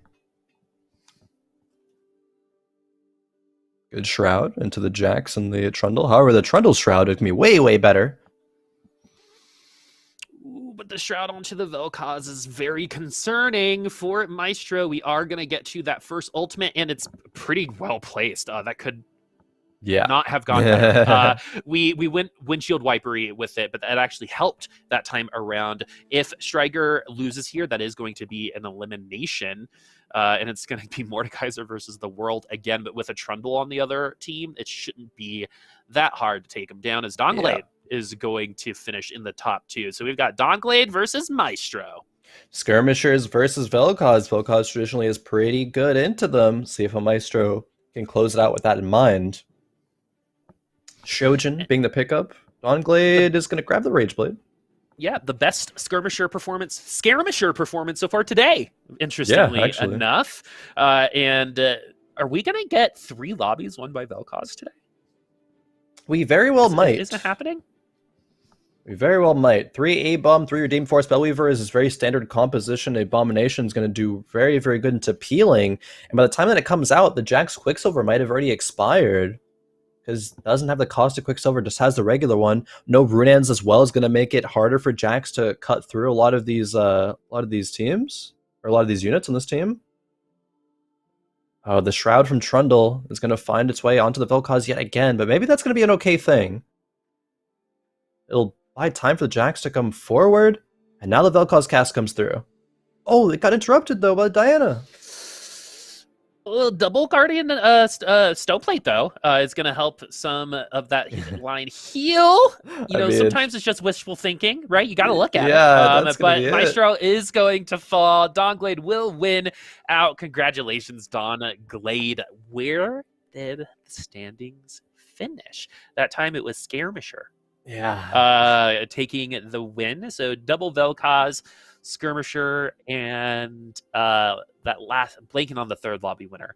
But the overall overarching theme is I haven't really been seeing a ton of Vel'Koz on ladder when I play, but in these tournament scenarios where you're going to be seeing meta comps most of the time, it's going to be easier to counter in a tournament setting. It's going to be a little bit more predictable, and knowing that all the skirmishers were going to be here, going Vel'Koz is a pretty good idea. Definitely. Predictability, I think, is a very key word when approaching a tournament, because not only are you going to know what's predictable in the meta, but you can also just scout your competition, right? You can look at their profiles, see what they have been running, what trends they're doing, and kind of play with that in mind. Oftentimes, players will kind of just continue to just play their style no matter what, but you do have to take into account, and you can get a lot of valuable information from scouting. Tiebreakers have been done, so our scores are going to be ready. Let's get into it. Right now, Omaestro taking the second place is enough, barely, to get the win there. Impressive stuff. 26 points, 25 points from Striker. Oh man, heartbreaker, 1 point away, but will be placed in second. Third place goes Jolly Faker, and fourth place, the tiebreaker goes over to Duskglade over Sage. Do you know what's really funny about What's up? that? The fact that we're like, you could totally get last place in your first lobby, loses out in the top 3 by 1 point. Yeah. Because of that. So, it's unfortunate. I think because the lobby was so close, it was probably going to end up being true in the end. But, I mean, really be proud of yourselves, everyone here, because that was a pretty close Fight Night Rising. 4 different lobby winners for 4 different lobbies. The comps are similar, but, I mean, the love was definitely spread there. Yeah, it definitely was, and it's going to be completely different next week as well, honestly. So we're gonna have to have this conversation time and time again. But it's one that never gets old, Boop, about what we'll exactly see in the meta and all the approaches there. Gonna see if we can actually get an interview with Omaestro. See if we can get that online. Working on it, I'm being Good told. old Maestro. I wonder where the name came from. As y'all know, I'm a music major, so I see Maestro, and I'm like, I must listen to this person. They're in charge. I used to Maestro. What was it? Rotor. Maestro Rotor was my band director in college here at CU, and his rate my professor was really funny because it was all about how attractive he was. Hey, we take those, I guess. Take those. Right. It's actually, I feel like that's the thing I see most often on that website. Is it really? It's not like how to find good professors. It's how to find the attractive. I don't know. It's just a theory I have. It is a theory. All right, we're gonna have the interview in a couple moments with Omaestro. And try to get him into the call, get him online, because I definitely got some questions ready. Just have these players' takes on set 5 so far. Yeah. And I think we're gonna have him there. Omaestro, are you here with us? Hello. Can you hear me well? Yeah, we can hear you. Yeah, congratulations on winning Fight Night Rising. I mean, a 1 point victory was super, super close in standings. How are you feeling right now, coming out on top? Oh god, yeah, a bit shaking right now. I mean, it was a very, very close tournament. That my second game didn't go so well, but and in the end, after getting first with Vel'Koz in the last game, I needed to go back to Laser Beam. Otherwise, it wouldn't go as well as it did, I think. Yeah, and one more question really quick before I pass it over to Boop. Playing the Vel'Koz, and this meta, some players are kind of not a huge fan of it, thinking, oh, it's a lot of just skirmishers. But what's your approach into this meta? Are you like, okay, I'm going to go into a lot of skirmishers because it's very consistent, or do you want to try to find these Vel'Koz comps and things that are maybe not as heavily contested? Honestly, when I started the patch, I just played mostly skirms. And I was basically like forcing it, and it was not going so well for me because I think whenever I'm playing skirms, it's mostly very contested, and I became very mad with the patch, honestly, and I was like, no, I'm not gonna play more in this patch. But then I started watching a bit more VODs, especially yesterday. I think I spent a fair bit of time watching the Challenger series as well. Watch a couple of point of views of different players, and I was looking at, for instance, Kiichan. So the Kiichan was actually getting a lot of good with Velkas. So I went into my account trying to test a bit how did it go, and actually I got first place. And I thought that Velkas was pretty good into skirms most of the times. I mean, in this last fight I obviously got out positioned at the end. Jumped and I got also shrouded. He had double shroud, so it was a difficult fight to win. But in the end, I think it was. I think Velkas is in a very good place. It's a pity that comps like Invokers have a bit died, but overall, I think the meta is okay. I mean, if skirms are a bit less tuned, it would be good. A bit of a nerf wouldn't really be bad, honestly. All right, the meta's okay, has been called. Boop, passing over to you. It's nice to hear a little bit of a positive voice sometimes, you know? No, so I want to learn a little bit more about you. So this is one of the first times I think a lot of us are seeing you play. So like, where are you from? How long have you been playing? And is there anyone that you want to thank as now that you have the chance to? So I'm actually Portuguese. It's a second time that I'm playing in Giantslayer. The last time I played was in the European Cup, in which we placed third as Portugal. Okay.